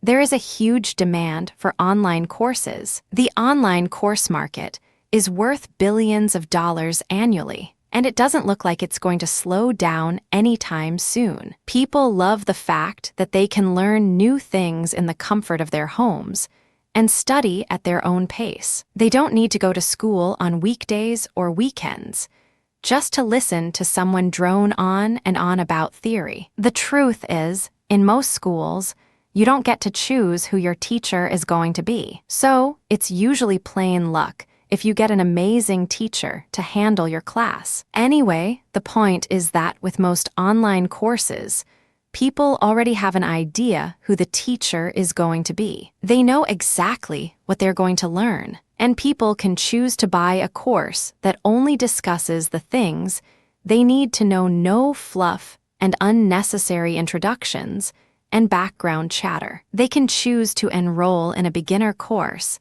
an intermediate course, or an advanced course. And that's where you come in, depending on your level of expertise and the audience demographic you want to reach. You can choose to create a course that's geared for beginners or more advanced students. 2.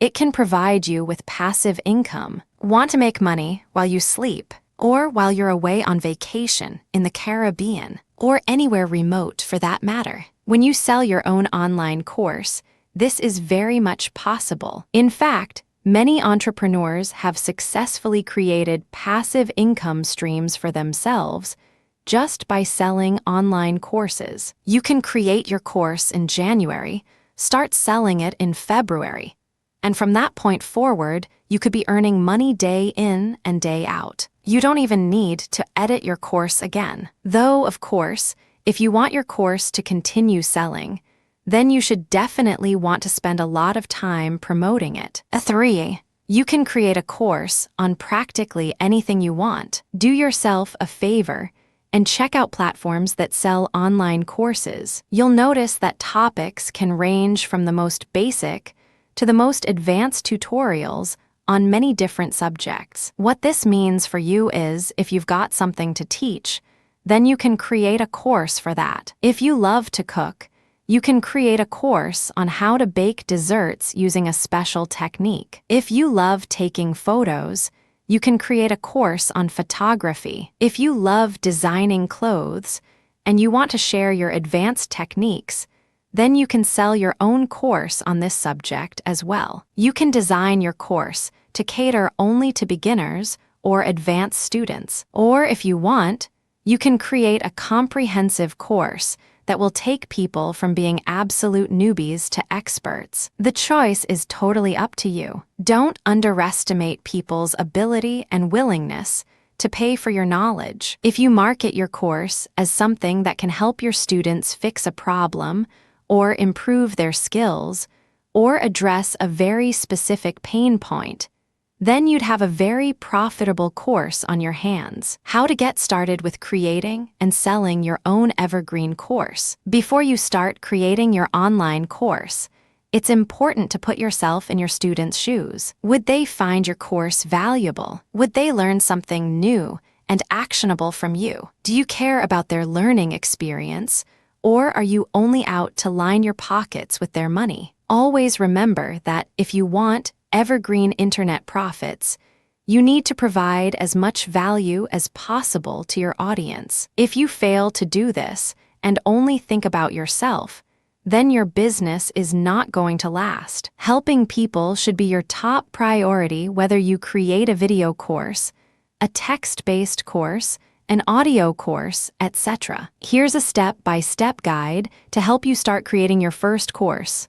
1. Choose a profitable evergreen topic. While you can choose to create a course on any subject you want to make sure you'll actually have enough people interested in your topic. Helping people is important, but since you're building a business, you should also want to see a return on your investment and generate a healthy profit. There are quite a few ways to find a profitable topic.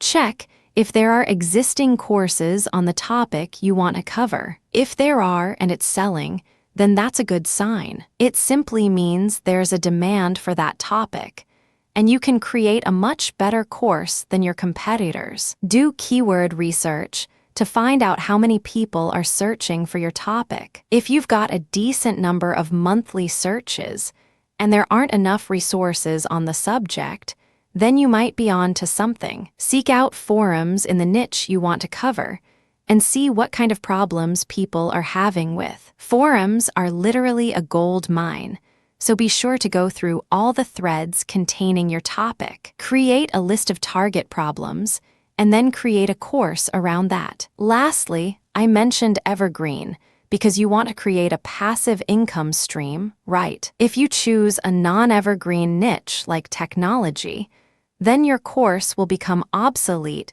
as soon as that technology becomes outdated. But with evergreen niches, you don't need to worry about all that. Your course could still be selling decades after you launched it. 2. Test and check if your topic is indeed profitable. This step is very important if you want to avoid wasting your time and money on building a course no one will buy. You can ask the opinion of your family and friends, but they'd probably be biased and tell you what you want to hear, that your course is great and it's going to sell like hotcakes. But if you want to get real-world feedback from people you're interested in selling your course to, then you can try creating a survey and have your target audience answer it. How? If you've got an email list, you can simply ask them to answer your quick survey. If you don't have a list, then you need to get creative. You can maybe create a mini course on the subject you want to sell and use it as an email opt-in. Then drive traffic to your mini course. Track how many people visited your site and compare it to the number of people who actually signed up. If you get a nice conversion rate, then it means your course can be profitable. If you get very low sign-up rates, then maybe your idea isn't very sellable. Or you simply didn't target the right people. Or maybe you need to write better copy to encourage prospects to sign up. Try split testing so you can make an informed decision on whether to continue with your course or just totally forget about it. 3. create a course outline, and write your content. At this point, you should already know your course has an audience waiting to be sold to. The next step you need to do is plan out how you're going to structure your course. Creating a detailed outline is very important, as you can clearly see which areas you need to cover. Cover the main points in your course.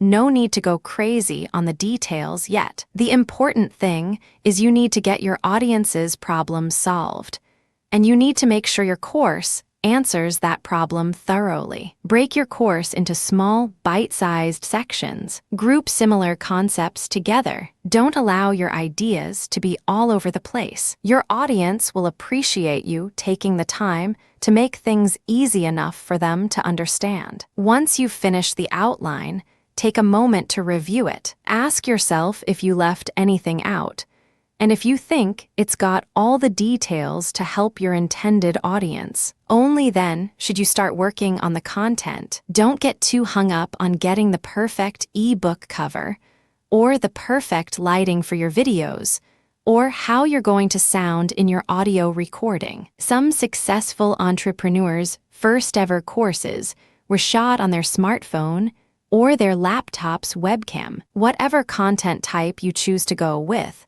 your students are going to pay you for your content and your knowledge. 4. Upload your course to your website or a third-party learning platform. Now that you've successfully created a great course, it's time to upload it online so you can start selling it. There are generally 3 types of places where you can sell your course. Your own website. Having your own course on your own web property gives you the most control over your product. You can choose your own design and set your own price. You don't have to give anyone a share of your profits.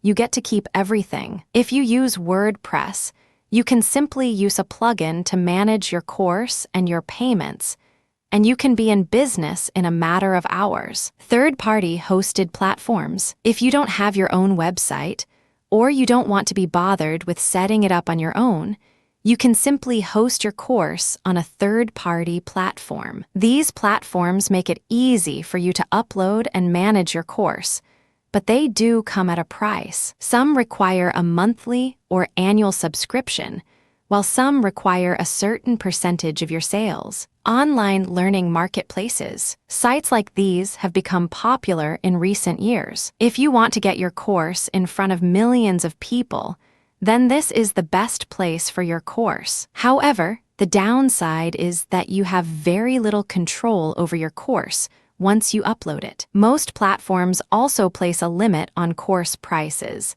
and they even take a cut of your earnings, so be sure to keep this information in mind. 5. Promote your course to your target audience. Since you've already identified your audience before you even started creating your course, it's now time to let them know about your course and how it can help solve their pain point. If you've got an email list like I discussed in Step 2, then you have to email them now. Let them know how they can benefit from your course and guide them to where they can buy it. Make them feel special. Offer them something nice as an existing subscriber, maybe a discount code or a free preview. You can also use free and paid methods to drive traffic to your course. There are many ways you can generate traffic, but make sure you target the right audience so you get good conversion rates. Use proven marketing strategies to encourage your target audience to buy your course. Know how a sales funnel works so you can entice your leads or prospects to become paying customers. And remember to ask them to opt in to your email list so you can contact them again later on. Are you ready to start selling your evergreen course? An evergreen course is one of the best ways to generate passive income. While you do need to put in a lot of work to make your course awesome, you just need to remember the fact that you only need to do the hard work once. You can create a course in less than a week and have it generate sales for many years to come. Imagine if you are selling several evergreen courses. You can live the life you've always dreamed of and spend your time doing what you love the most.